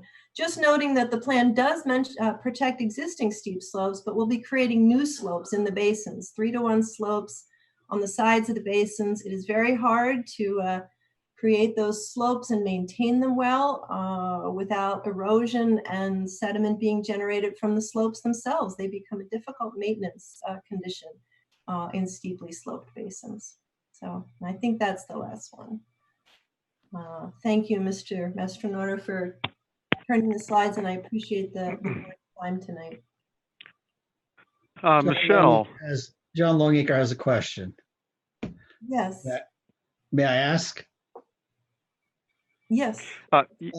I've seen, John Lucas and I go to a lot of seminars, and I think I've seen from other people, not you, the same kind of thing said, but how do we, and we've always kind of felt like we couldn't do anything about this because we were already in the middle of a lot of developers coming at us, and that we'd be considered doing something wrong if we tried to upgrade our codes, or how do we even upgrade our codes so it's more specific? Yes, and you're going to need to update your code with your MS4 requirements coming up with DEP. And what are they doing? Well, there's a number of things happening right now. One of the things would be to change the way your engineering calculations are done to more accurately represent what's happening, and not allow, one of the things I saw in the stormwater report was the applicant is averaging the land use numbers that represent the land use cover. And if you go all the way back to the National Engineering Handbook, you're not allowed to do that. It's common practice among engineers, but it's not what the USDA NRCS handbook, engineering handbook says. When you do that, that generates a lot more runoff than the common practice of averaging them. So that would be one thing that would help to get your numbers better. Another, I feel like I'm digressing a little bit here, but I can't understate the importance of strong construction specifications and inspection and maintenance. We've got to treat stormwater just like any other engineering system with strong specifications. If you're going to have bioretention systems that infiltrate, you need engineered soils with good specifications, good planting plans, good maintenance plans. It's the only way it's going to work long term. Does that help? Yes. Okay, sorry. Get off my soapbox. No, you made your point. Sorry. This is Michael Fiorentino. I just had a couple of follow-ups for Michelle before other questions from the board. Michelle, thank you for your presentation. I recall the photograph you showed of a stream channel in, I'm sorry, did somebody speak? Yeah, this is Hugh Donahue, and I would just like a point of clarification, counsel. I believe when the witness is concluded, the board has the opportunity to ask questions, and I believe a counsel for the applicant should also be given that same courtesy before you jump back in. I'm just asking for a point of clarification from the solicitor. I'm sorry, Mr. Longacre jumped in before I was through with my witness. I hadn't turned the witness over. I did not believe that her presentation was complete. So this is not redirect. I'll leave it up to Mr. All right. Mikowski. Yeah, I'm sorry, but I'd have to agree with Mr. Fiorentino on that. I think he made that clear when he came back. So I would thank you. Certainly allow him to continue. Thank you. So Michelle, the photograph that you in your presentation of the stream bank, you said that was in Ridley Creek, or the Arboretum? In Tyler Arboretum, right? That's a picture Okay. in the deer. It's actually in the area that's protected by the deer fence. Ironically, that just happened. Right, and that particular photograph was designed to show essentially a scoured stream bank that was the result of considerable erosion? It was the result of too much runoff from upstream development. Okay. And I'm wondering, based on the, I believe you said it was close to 18 million gallons of additional runoff per year from this development. Do you expect to see those kinds of stream bank effects from the runoff from this development, on the site and downstream from the site? Well, I do, because I haven't seen the documentation to support that the infiltration basins have been properly designed and specified with a construction and maintenance plan that they will work, that they will operate. I think they'll be muddy holes, and as a result, too much water downstream. All right, and the result of the erosion, in what way is the erosion itself detrimental? Well, what we see happen is a couple of things. The erosion itself is a big source of sediment pollution. So that's why there's the whole MS4 program, that the municipalities have to have their MS4 permits and reduce their sediment. It's a big source of pollution and water quality. The other point is that when the channel drops down, that connection between the soil and the water surface is lost. And so what happens is, on steep slopes, the soil is literally drained faster and dry out.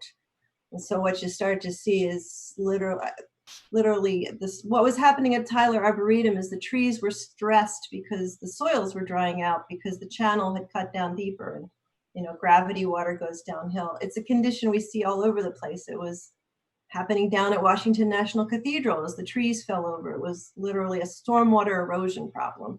So it's a really common condition throughout the region, unfortunately.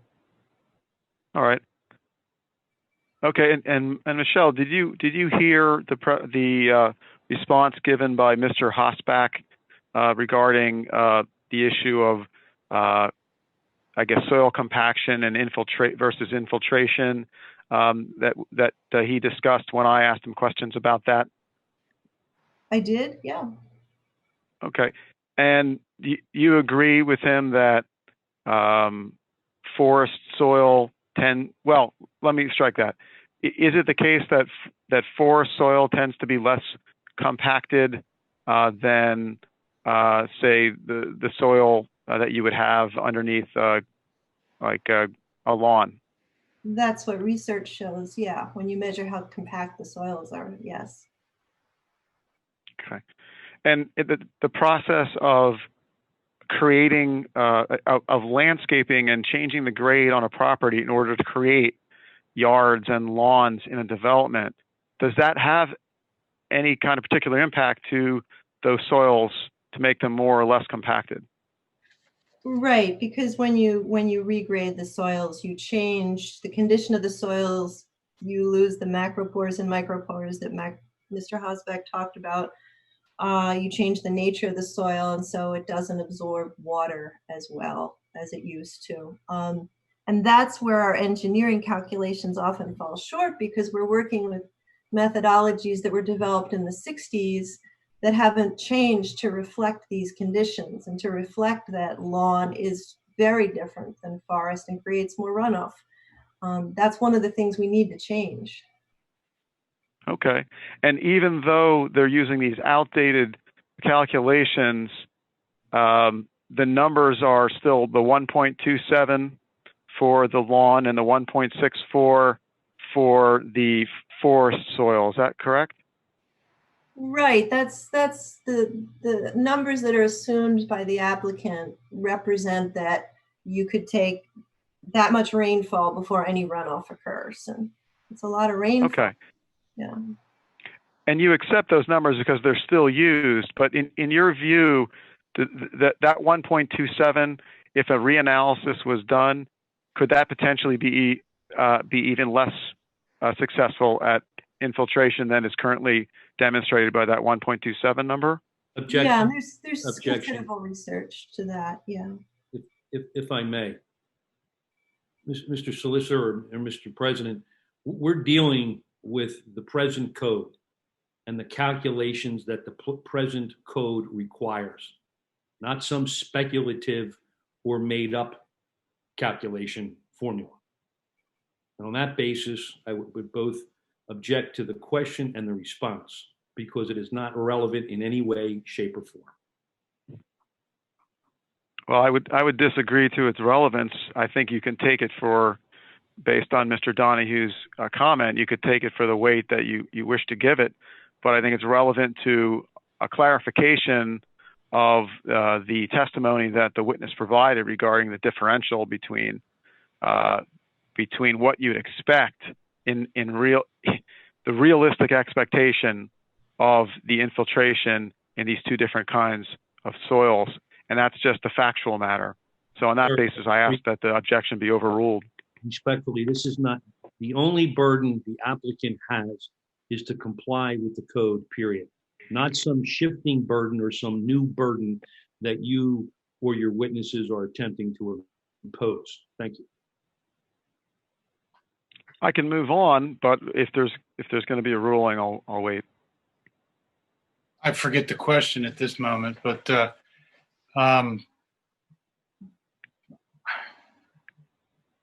can you repeat the question? I'll try. Yeah, the question was whether or not,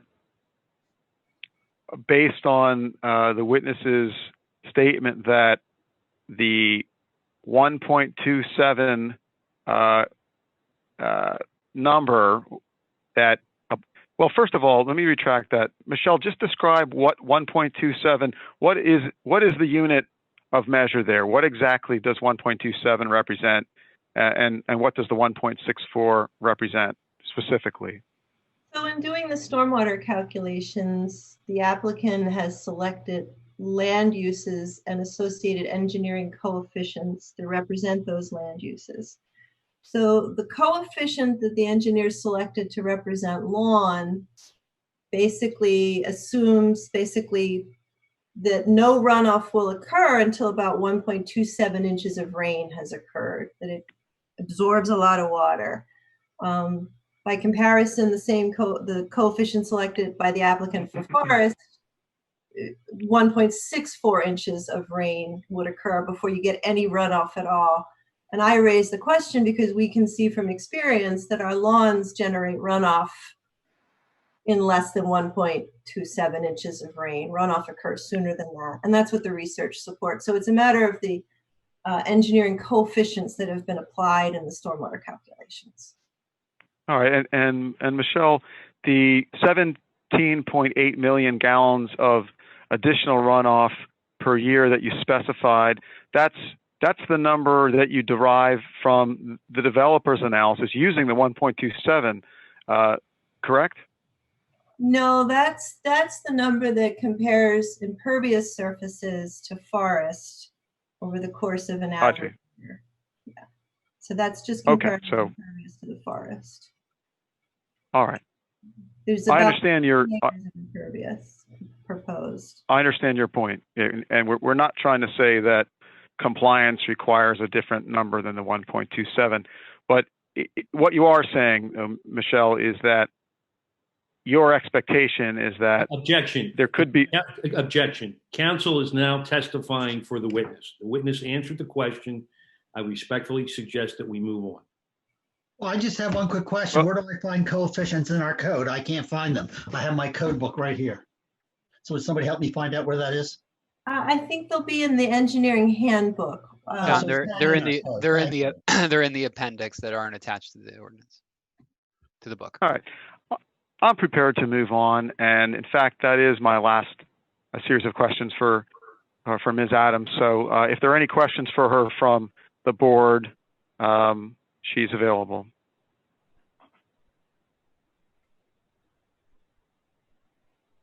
Mr. Donahue, did you have any questions? Actually, Mr. Edelman has some questions. Okay, please, Greg, I'm sorry. Thank you. That's all right. You did all the talking there. So, good evening, Michelle. How are you? I'm well, Greg. How are you? Good. Thank you very much. Michelle, isn't it true that standard engineering practice is to design and construct stormwater management facilities in accordance with applicable regulations and ordinances? It is standard engineering practice, and I think that's why we have so many stormwater problems that we see. Okay, and that's how I figured you were going to answer. Is the nature of your testimony then what you think should be added to stormwater ordinances based upon, I guess, your opinion? I think engineers need to be more cautious and conservative in their design to adequately protect and manage the stormwater conditions. So is it fair to say that your testimony is that engineers should go beyond what is required under code? No, it's my testimony that engineers should apply good engineering judgment and current research in making assumptions about land use and engineering coefficients. Regardless of what's in a code or a regulation, is that correct? Well, the code, yeah, because the coefficients, if they get put in an appendix, are just guidelines. The engineering science should be used to meet the intent of what's defined as the intent in the code. Okay, so you're basing your opinion on the intent and purpose provisions of stormwater codes, is that correct? Well, the code is pretty specific about the goals of the stormwater management ordinance. Right, but isn't it your testimony that the runoff coefficients the applicant used are consistent with code? No, I don't know if they're consistent or not consistent with code. I believe you just stated earlier they were consistent with code. They are the engineers' chosen coefficients for the analysis. Okay, and they didn't just make those coefficients up, correct? What's that? Engineers select coefficients, yes. Right, but they didn't just make them up, they chose them from the code. I don't know if they are actually in the code, if they're in appendices of the code, or if they're in the engineering handbook. If they are in the code, they're coming out of the engineering handbook. Okay, but And the applicant didn't just show. handbook says not to average them, which the applicant did. Okay, but the applicant didn't just show up and choose their own coefficient without Sure reference to a code provision or a regulation, isn't that correct? Unless the numbers are specifically in the code, the engineer does choose the numbers. Okay. You stated in your testimony that you didn't see under section 257.14 of the Township Code and section 257.17 of the code infiltration and peak rate control. Is that correct? I'm sorry, could you rephrase that? Sure. In your testimony, I believe it was on one of your slides, Okay. you testified that you didn't see infiltration, and you cited the section 257.14 of the Township Code, and peak control or peak rate control, and you cited a section 257.17. Is that correct? No, I believe I was stating my opinion that the plans will not meet the requirements for volume and peak rate control because of the design. Okay, Joe, if we could go back to the slide that I believe cites that, just to make sure that we're citing to the right. There's the 257.17. That's what you testified to, correct? Correct. And here it explains that by averaging the land use coefficients, you dampen the effect. And so that you underestimate how much runoff and you underestimate your peak rate controls. And that is what the engineering handbook says not to do. It's what DEP says not to do for volume calculations, but it is what's done here for in this application. So I am expressing an opinion that because of that, the applicant's underestimating the stormwater impacts.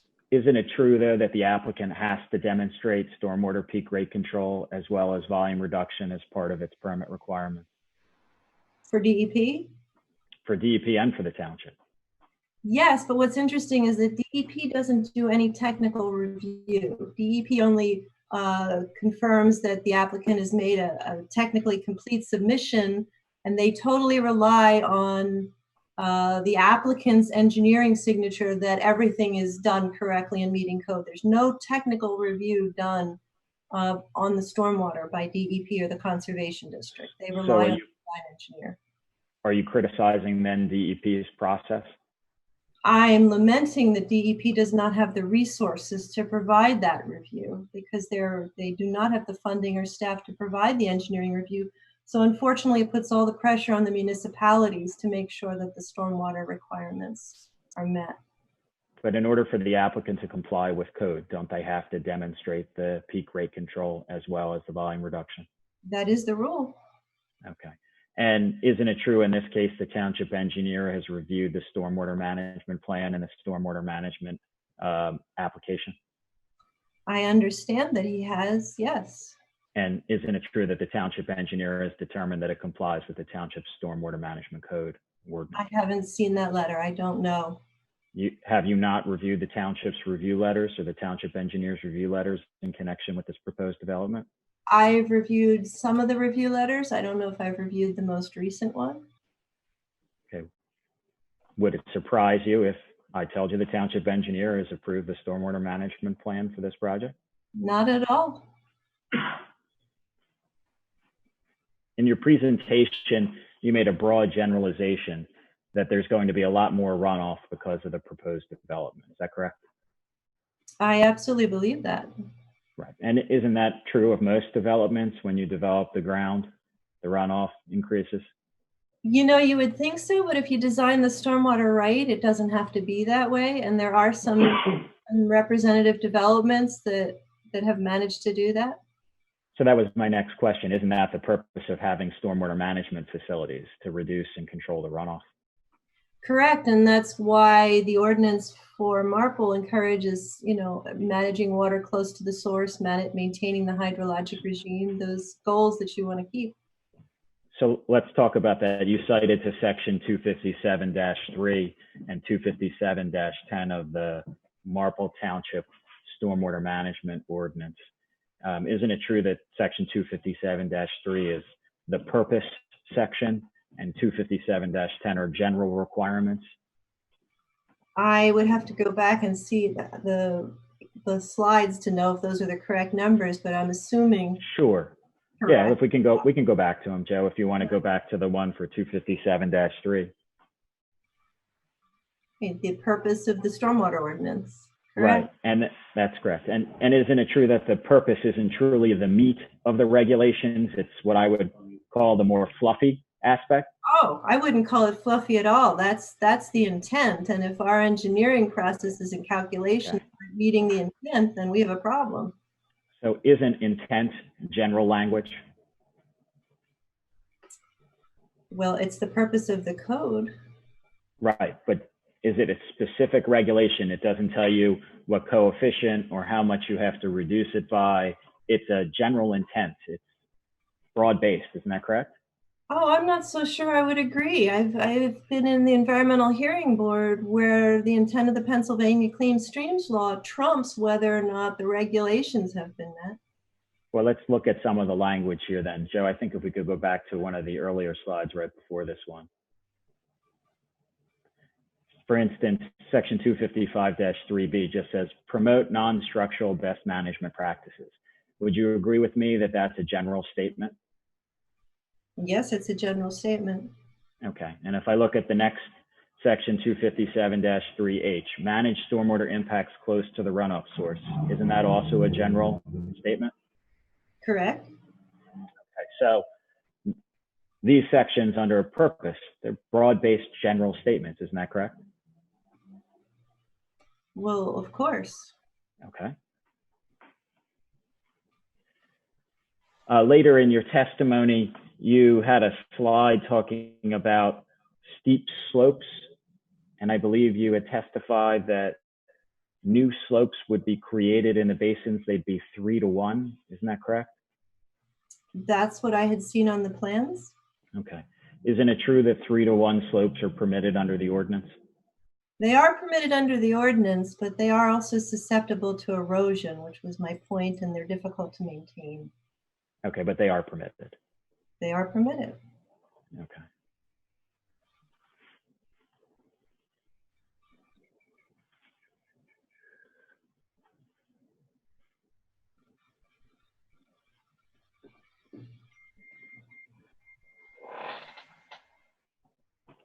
And in your slides, you don't cite to any other sections other than 257, 3, 10, 14, and 17. Is that correct? I'd have to go through them and review, but I would assume that. Let's go through them, Joe, if we can. There's 57.3, 257.10, 257.14, and I think there's one more, 257.17. So those are the only sections you cited to. Is that correct? And the steep slope provision, but we just talked about that. That's not the stormwater. Okay. All right. All right.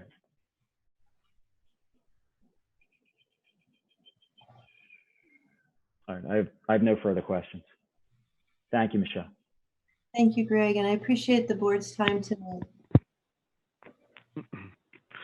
All right. I take it that's it for no other questions from the board for Ms. Adams. All right. Hearing none, we'd like to call our next presenter, which would be Mr. Jay Cooperson.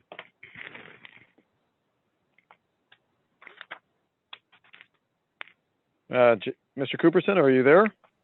I am. Can you hear me? All right. I can. Great. Mr. Cooperson is a registered architect in Delaware, Pennsylvania, Maryland, and New Jersey. He is has his master's in architecture from the University of Pennsylvania, and he has been the principal of Cooperson Associates for many, many years. His work encompasses both full range of architectural and planning projects that span governmental, institutional, commercial, and residential projects, and he's won numerous design awards, dealing from large-scale suburban work to rural sites as well. He served on the City of Wilmington's Board of Standards and Appeals, evaluating requests for building code requirements. In addition to his architectural expertise, much of his work revolves around large planning projects and master planning, so to speak, such as that undertaken in the Christina Basin study in Newcastle County, Delaware, the village of Chestnut Hill, which was a 20-acre planned residential development in Newark, Delaware, as well as a 511-acre site in Chengdu, Sichuan Province, China, which included housing, community center, and golf course. I don't want to leave out any other significant aspects of your expertise, Mr. Cooperson, other than to say that you have recently provided expert testimony about the planning in the development of the Concord Ventures development in Concord Township. Is there anything else you'd like to call to the board's attention before we go to your presentation? I was an adjunct assistant professor at Drexel for 25 years, and I taught as a studio critic in a landscape architectural course at the University of Delaware for several years before that. So I think those are also relevant to my qualifications. Indeed, thank you. And Mr. Cooperson, have you had an opportunity to examine the preliminary development plans submitted by the Sproul Road developers? Yes, I have. Okay. And based on your examination and analysis of that, have you developed any opinions regarding issues that should be brought to the board's attention? Yes, I've concentrated primarily on the site grading, the transformation of the broad site grading plans into their impact on individual dwelling units, and how this has created, I think, some conditions which are highly undesirable, and which I feel conflict with the underlying conditions that are set forth in the cluster development ordinance. All right, and you did submit a slide presentation. If that's on the screen for you, you may proceed to describe what you've put together. Fine, thank you. This evaluation is based upon the design of Varna Engineering for the applicant Sproul Road developers. And this was as shown in drawings dated the 20th of May, 2019, and last revised, at least the last revision I have seen in the actual grading plan in April the 10th, 2020. The analysis relies primarily on the drawings labeled CG 100 to CG 104, and it translates the abstraction of the grading plan into a demonstration of the impact of the site grading on the individual lots and buildings. The Village at Sproul Road plan shows extensive regrading of the site.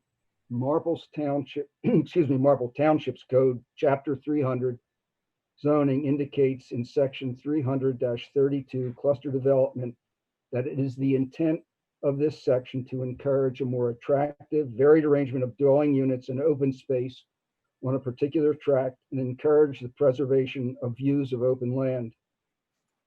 Subparagraph 2, specific parcels of land to be developed more efficiently and economically and with greater environmental sensitivity. I want to emphasize that. Than is possible under standard lot-by-lot zoning.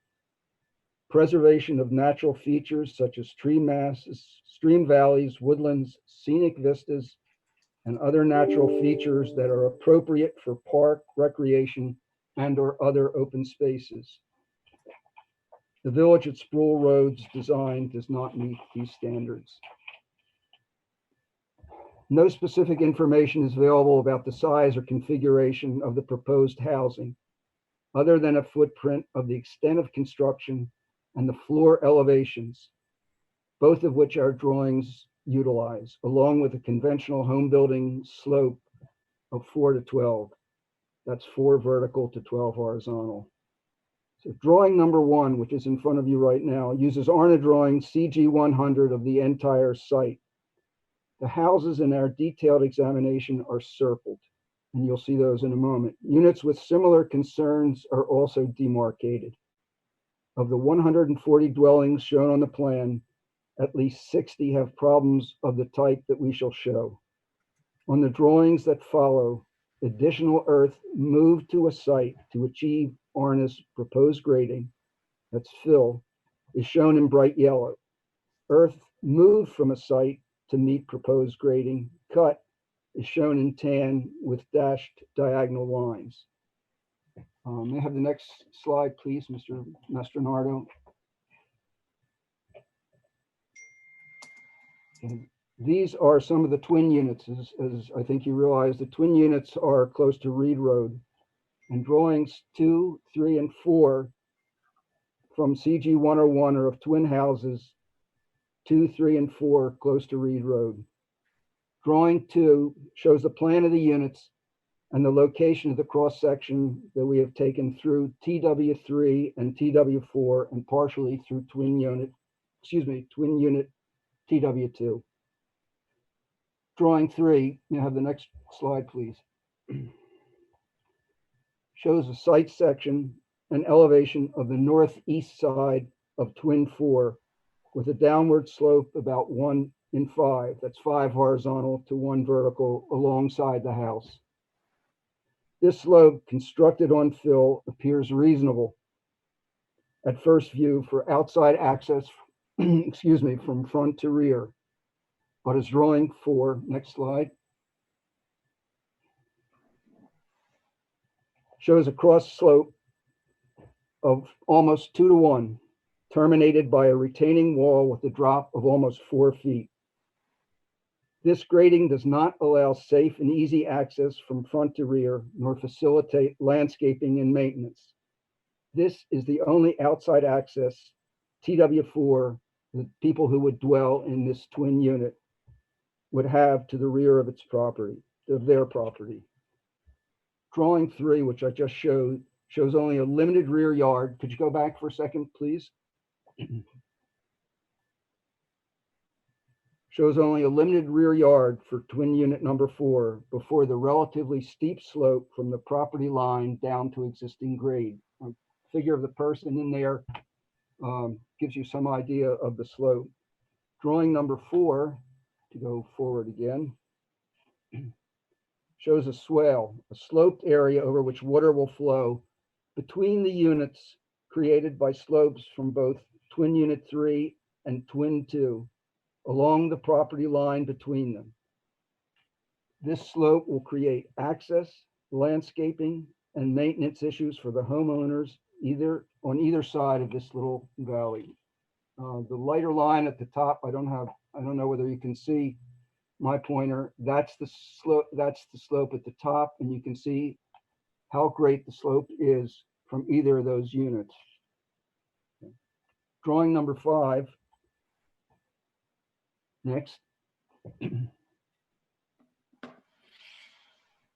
And 6, leave 5 on for a moment, of the plan and section of single-family dwelling unit 58 are typical of many units with an abbreviated backyard and the land sloping downward at 3:1, or in this case, at greater than 3:1.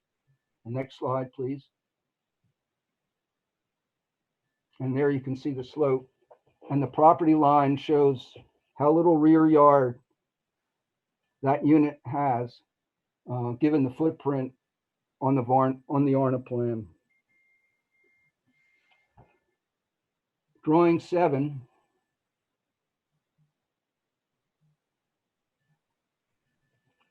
is taken through unit 54, hangs over a large stormwater basin. The basin, you can see it as detention basin number 15, immediately behind the house. If you go on to drawing number 8, please. Thank you. You can see the cut that occurs to create the stormwater basin. The 22-foot fall to the basin actually begins within the rear property line and exceeds 4:1. The slope, that's 4:1. That's 4 horizontal to 1 vertical. The proximity of this basin and other houses raises issues of, of safe property use and basin maintenance. Next slide, please. This is taken drawings 9, 10, and 10A, single-family dwelling units, 72 and 90, illustrate most clearly the extensive changes in existing site topography and the uncomfortable relationship between dwellings and new site grades. The depressed area at the foot, next slide, please.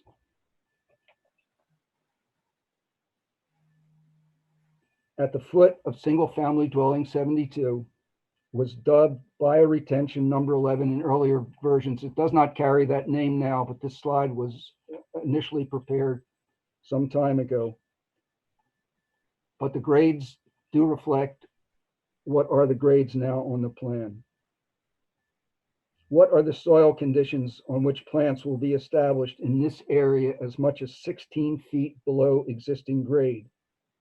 We have to ask, have test borings been taken here to determine depth to rock and to the water table? So if we look now at drawing number 10A, which is on the other side of that basin, you can see that the bottom, the basement level, bottom floor elevation, which is given on the drawing, varies from 18 feet to 14 feet below existing grade. And a similar, only slightly less severe condition also marks neighboring single-family dwelling 89. Along the western edge of the property, next slide, please.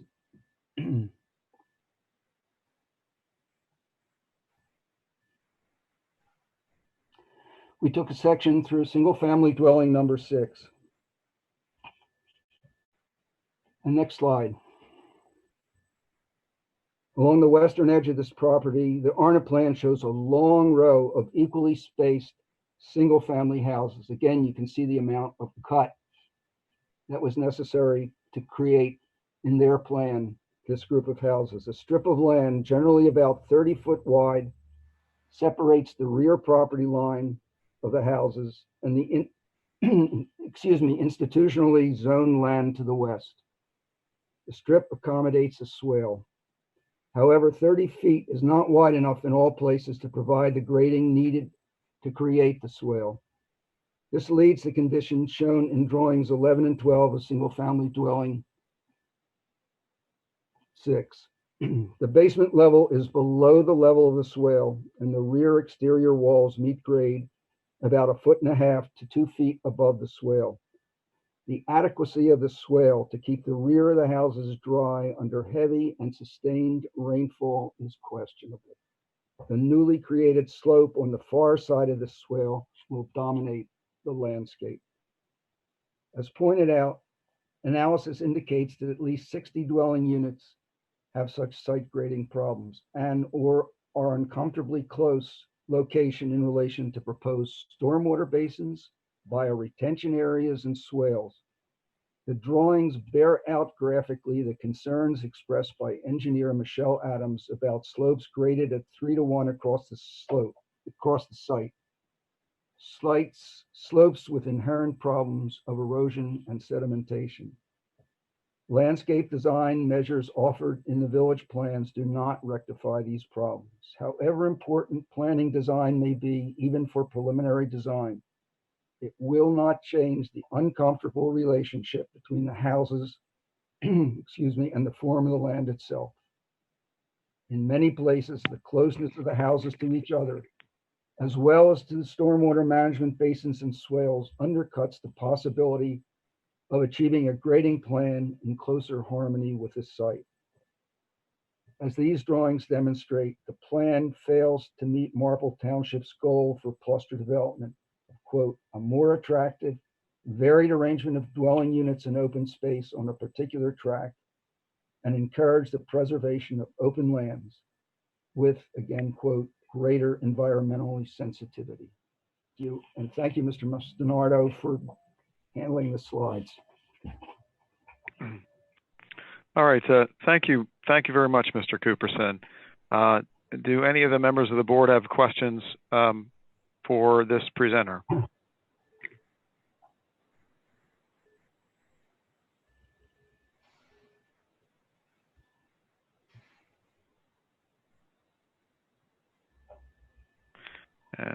Not hearing any, so I suppose Mr. Cooperson would be available for cross-examination if desired. Thank you. Mr. Cooperson, this is Hugh Donahue. Can you hear me, sir? Yes, sir, I can. And good evening. Good evening to you. Now, we can agree, can we not, that this is a clustered development as defined by the Marple Code? That's what it says. And you would agree that this land development project, the plan, is located in either the RB or IRC district and no other district? I believe that's correct. I don't have the plan in front of me, but I believe that's correct. And you would agree that this land development plan meets the tract size requirements of the code? I did not examine that. I looked at specifically the issue here of the relationship between the proposed grading as shown in the plan and the proposed housing that's going to be placed on that land. You would agree that at least 20% of the gross area for the tract is open space that would be permanently preserved as open space? Mr. Donahue, I did not calculate that. I told you what I attempted to do in this case was to take the plan as drawn by Arna Engineering and show what its actual relationship to the land was. So you would also agree that the development will be served by both public water and public sewers? I did not investigate that. You would also agree that the use for this proposed land development project is residential and open space? Mr. Donahue, you keep saying, I would agree to that. I would agree to that. I told you what the limits of my study were. I didn't look at the provision of public water nor sewerage. That was not what I was attempting to do with this. Sir, And did you raised look at, questions. if I may, Mr. Donahue, please. you can finish, I am sir. talking. You can finish. Yes, I told you what I was attempting to do here, and I'm not attempting to do something which I feel others are more qualified to determine. So Well, don't keep saying that I agreed to. I'll Or I change the should say, question. you I'll asked change me, the do question. you agree to? In Pardon? performing your analysis, did Yes, you sir. review the eligibility and prerequisite requirements for cluster developments in Marple Township? Mr. Donahue, I will repeat again, I'm sorry, you don't seem to get my point. I assume that broadly speaking, you know, the Marple Township code sets certain things. I was looking at the actual impact on the ground of the development as shown in Arna Engineers' drawings. So an attempt to draw me into broader questions about the Marple Township Development Code, I do not feel that was within the purview of what I was trying to accomplish and show. Are you suggesting, sir, that the Marple Township Code does not deal with the impact the development is going to have? I did not do an investigation of the Marple Township. I'm not a lawyer, sir. Sir, it's true, is it not, that the development standards for the building of these homes, the grading that you talked about, the slopes that you talked about, and the number of houses comply with the township standards as set forth in the schedules as outlined in section 320C? I cannot quote, you know, specifically provisions of the code. I am showing from the point of sound site development of individual units that the proposed plan, when it is shown what the actual cut is, that this does not present the environmental sensitivity that the code requires. As a registered architect, you did not think it was important to read and analyze section 320C, which is a section of the Marple Township Code that deals specifically with cluster developments? Sir, I will repeat again, I'm not the developer nor the designer for this site. I am taking the design that the Arna Engineering has prepared for the developer and looking at the actual impact on the ground. And what I'm seeing is something from the section of the Marple Township Code that I quoted that does not meet the standard of environmental sensitivity. Sir, you would agree, would you not, that stormwater management is subject to review by the township engineer and that the runoff calculations are specified in the Marple Township Code and/or its appendix, and further that these runoff calculations have been performed and the results satisfy the code? Mr. Donahue, there was an engineer who preceded me who dealt with the issues of stormwater management within this site development. She was far more qualified than I am to deal with that. I told you again, what I looked at is what is the impact of that design on the land and on the houses proposed to be put on it. And from the point of view of site planning of individual buildings, I find this a highly unsatisfactory plan and highly environmentally insensitive. Sir, you specifically talked to grading and cuts, did you not? I did. And you would agree that gradings and cuts are subject to review by the township professionals, including the township engineer, and that there is no indication by any of the township professionals that the grading and/or the cuts are not code compliant. Isn't that correct, sir? I do not know what the township engineer did. I can tell you that what I looked at as an architect, and I looked at the impact, I wonder whether any of the engineers who looked at it on behalf of the developer or the township looked at drawings such as you see in front of you. And sir, that's precisely the point, is it isn't it? That it's the engineers who are the ones that make these determinations and not an architect. No, sir, that is not the case. When I work on a plan, I work in close conjunction with the civil engineers, landscape architects on a plan. It's not left to a single profession to determine whether a building sits appropriately on the land or not. And no one can tell me that the amount of cut and fill in these drawings shows any sort of environmental sensitivity. I don't hold to that opinion of yours. Thank you very much, sir. Thank you for your time. All right. At this point, are there any questions from members of the board for Mr. Cooperson? Hearing none. John Yes. Longacre is confused. Hugh, aren't you Concord Township's solicitor? Who's asking this question? Commissioner Longacre. Yes, Commissioner, I am. Okay, and Jay just said he was a consultant for Concord Township. Aren't you both successfully defending against Mark Kaplan, who might be Greg Edelman's partner, against development down there? Mr. Longacre, aren't you successful right now?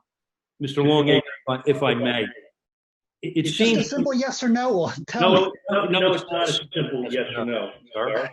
And if you may give me the courtesy of answering your question. First of all, at the last hearing, it's on the record that you snickered and at some questions that were being asked by counsel for the applicant. No, at the answer. Excuse me, or the answer. Okay, now. Just one. With just respect, one. It wasn't a snicker. It was like, uh-oh, and it was just once to an answer. Sir, So the record will reflect what the record reflects. But sir, more importantly, I'm an attorney, I'm a professional. Mr. Edelman is an attorney, he's a professional. We argue the facts and we apply the law to the facts, sir. And so if you're advocating on behalf of the opposition in this case, I believe you should just state so for the record. No, I want to get, and that's all I'm going to say. Here's where I'm going. Here's where I'm going. Okay, I just want to get all the issues resolved so we can be fair to everyone, and that's where I'm coming from. And when I hear something that says "uh-oh," I say "uh-oh," and just like I know you supposedly have had some success, but now and I just want to know what has changed. Okay, I guess my question is, what is so different about the Marple potential issues versus the Concord issues? Sir, counsel, that's just saying to me who I represent and when I represent them has bearing on this particular case. It does not. Just like I may have represented Marple Township in the past. Correct. On your behalf has no bearing on this case. You take the facts of the case, you take the law of the case, and apply it accordingly. Thank you very much. May I, Mr. Longacre, sir, may I answer your question? Yes. We were not, I was on the opposite side in Concord Township on Concord Ventures project. Oh, okay. I believe Mr. Donahue's firm, represented by Mark Kaplan at that time, was representing the developer. And I was. That's also incorrect. That's also incorrect. Mr. Donahue represented the township. Thank you.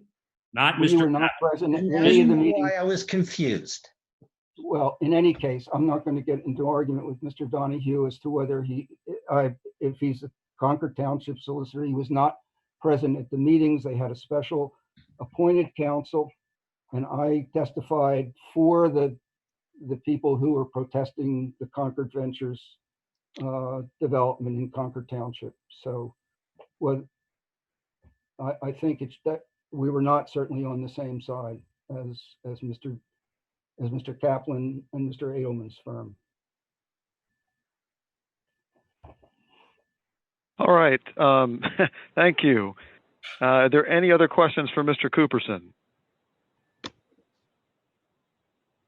I don't have any further questions for him, so I suppose that means, Mr. Cooperson, you are off the hot seat. And if I may ask the solicitor and the chairman, at 20 of 10, I'm not sure it makes sense to start a new witness. I understood you wish to provide a bit of time for public comment. My assumption was that you are still planning to end the meeting at 10. So what would be your pleasure? Well, let me ask this question, although it may not even matter, but about how many more witnesses do you have, and how long would you think it would take? Well, we have 5 additional witnesses.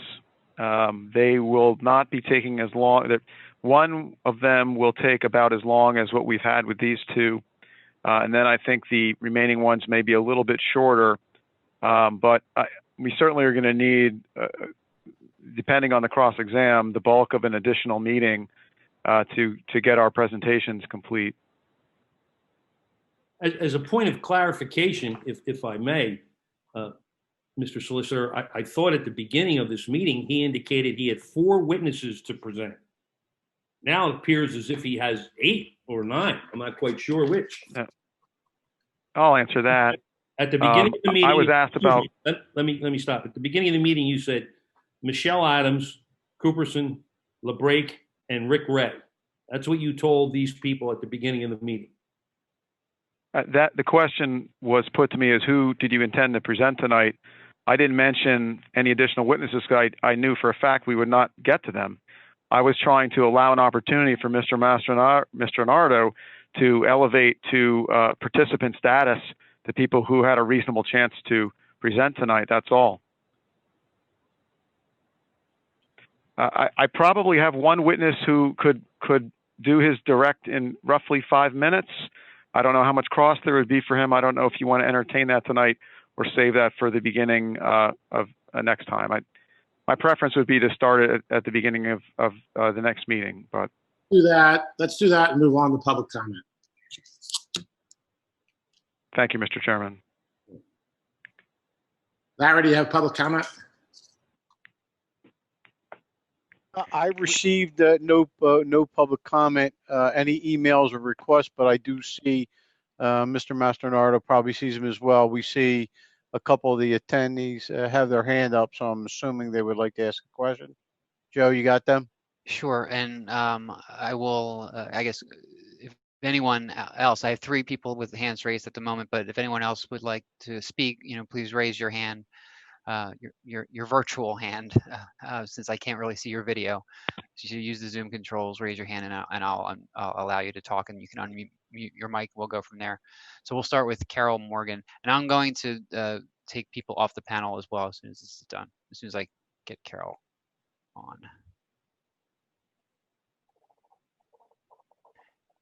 And Carol, you can unmute your mic and then ask your question or provide comment.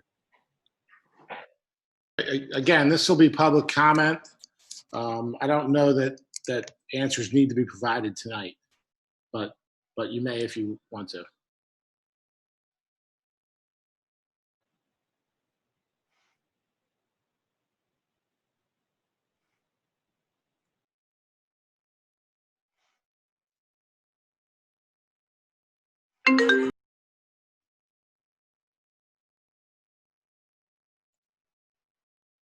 Okay, I don't know what happened there. I'm going to go to, somehow I lost Carol, but I'll go to Michael Byrne. Who's on mute currently? Michael, you can unmute your mic. I can't do it.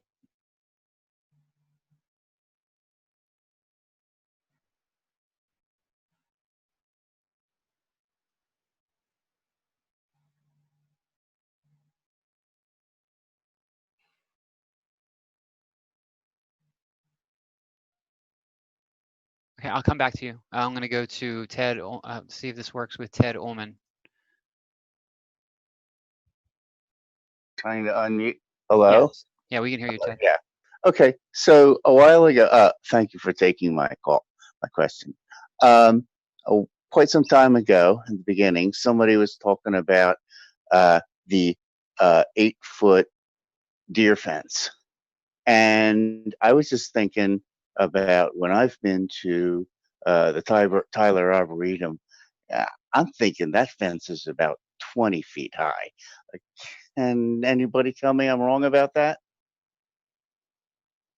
Okay, so let's just go ahead and we'll say that it's a 20-foot high fence, and I don't know how the heck they get in there, but apparently sometimes deer do get inside the fence, and although maybe people aren't really sure how the deer get in, they all know how the deer leave, which is euphemistically in the back of a pickup truck. So I'm just kind of like wondering, at the Tyler Arboretum, that's kind of out in the middle of nowhere. And if you have to put these deer euphemistically in the back of a pickup truck right next to the development there, I'm just kind of like commenting that that might not work out real well. Thank you. It's my comment.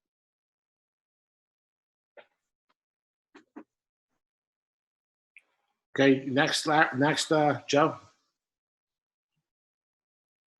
Okay, thanks. Good. I'll try Michael Byrne again. Michael, you can unmute your mic and provide comment.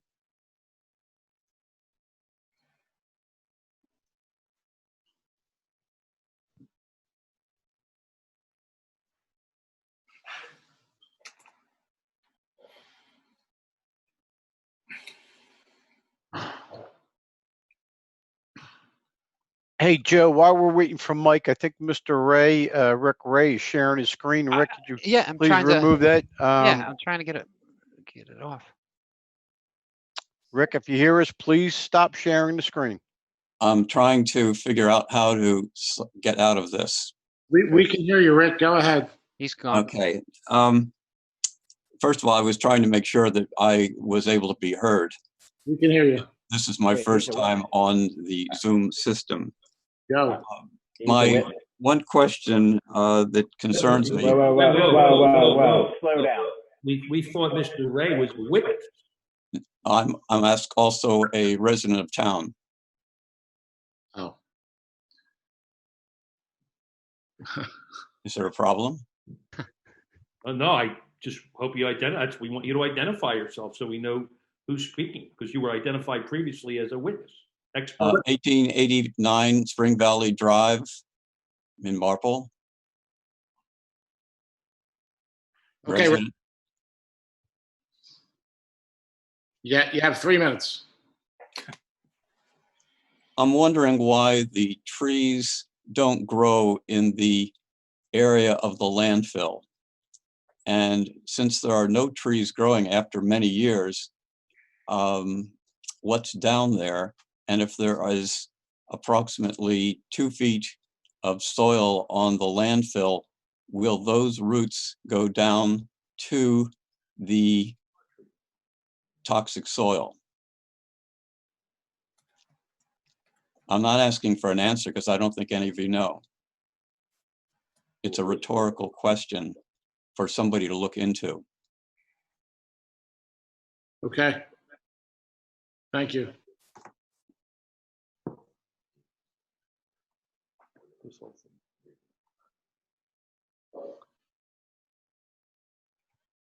If anyone else would like to speak, please raise your hand. I still have Michael Byrne on available for a comment, but I'm not getting anything. I got Ken Hemphill. Michael, I'll leave you up. If you can get your microphone to work, just jump in.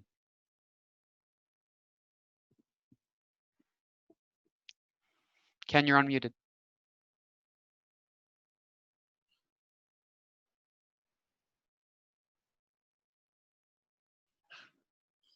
Ken, we still can't hear you.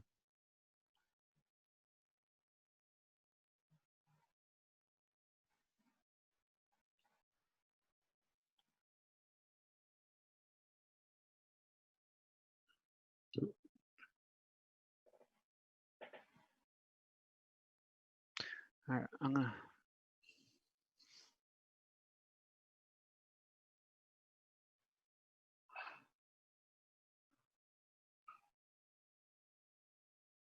All right, I'm going to allow John Smith.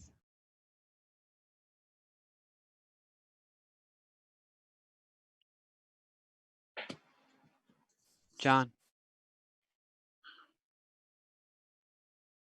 I hope this isn't a problem on our end, because it looks to me like they're unmuting themselves and they're trying to talk, but we still can't hear them.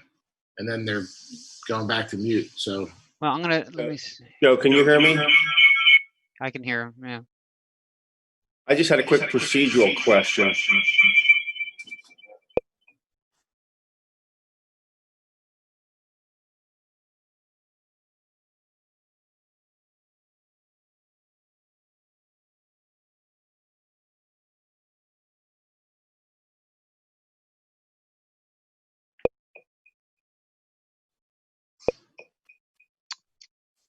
Okay.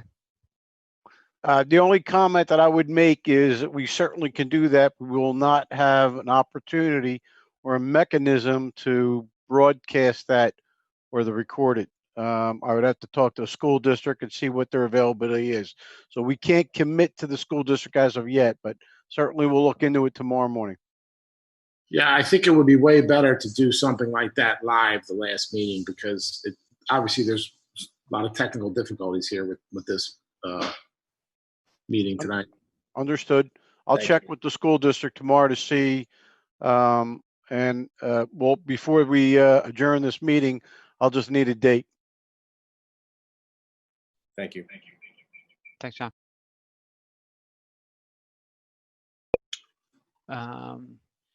Any of the Michael Byrne or Ken Hemphill, are they still trying to get through? All they need to do is unmute their mics and make another attempt. Both their mics are.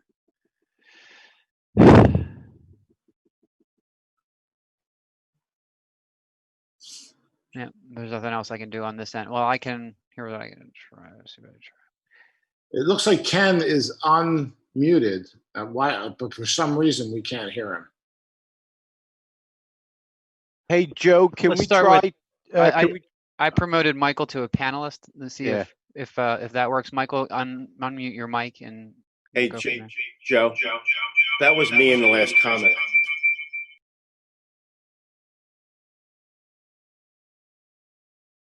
Okay.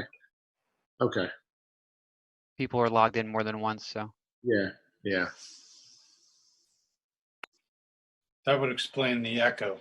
I think we should try to get this to a live meeting next month. I really do. And wrap this up. Okay, I think we don't have any more people lined up for public comment at this point. Okay, Hugh, you're talking, but I think you're muted.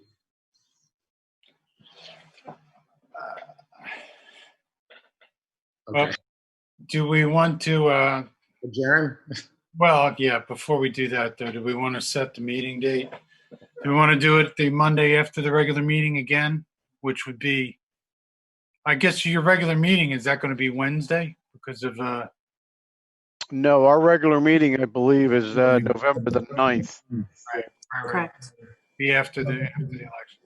So we would have to look at the 16th, but again, I'll have to talk to the school district and see what they have available. Okay, but why don't we do that?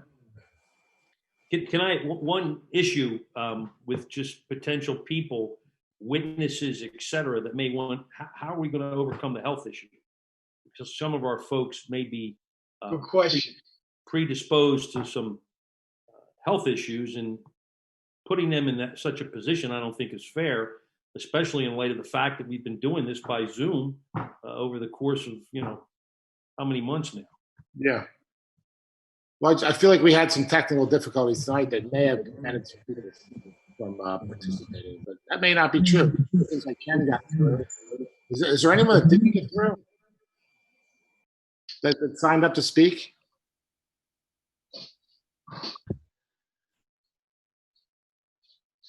Joe, the only one that I see with the hand up, did we ever get John Smith the opportunity to talk? We did. It's John Smith was Ken Ken Hemphill.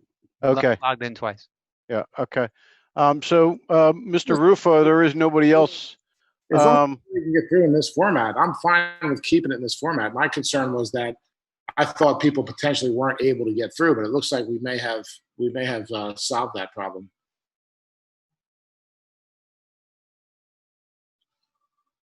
Well, do we want to like, just announce now that we're going to have the meeting on the 16th, and if you decide that you want to have it at a different location, we can always change that. But for now, just to put the public on notice. Yeah, I do. Yeah. Well, 16th work for everybody? Are we having a long meeting on the 9th?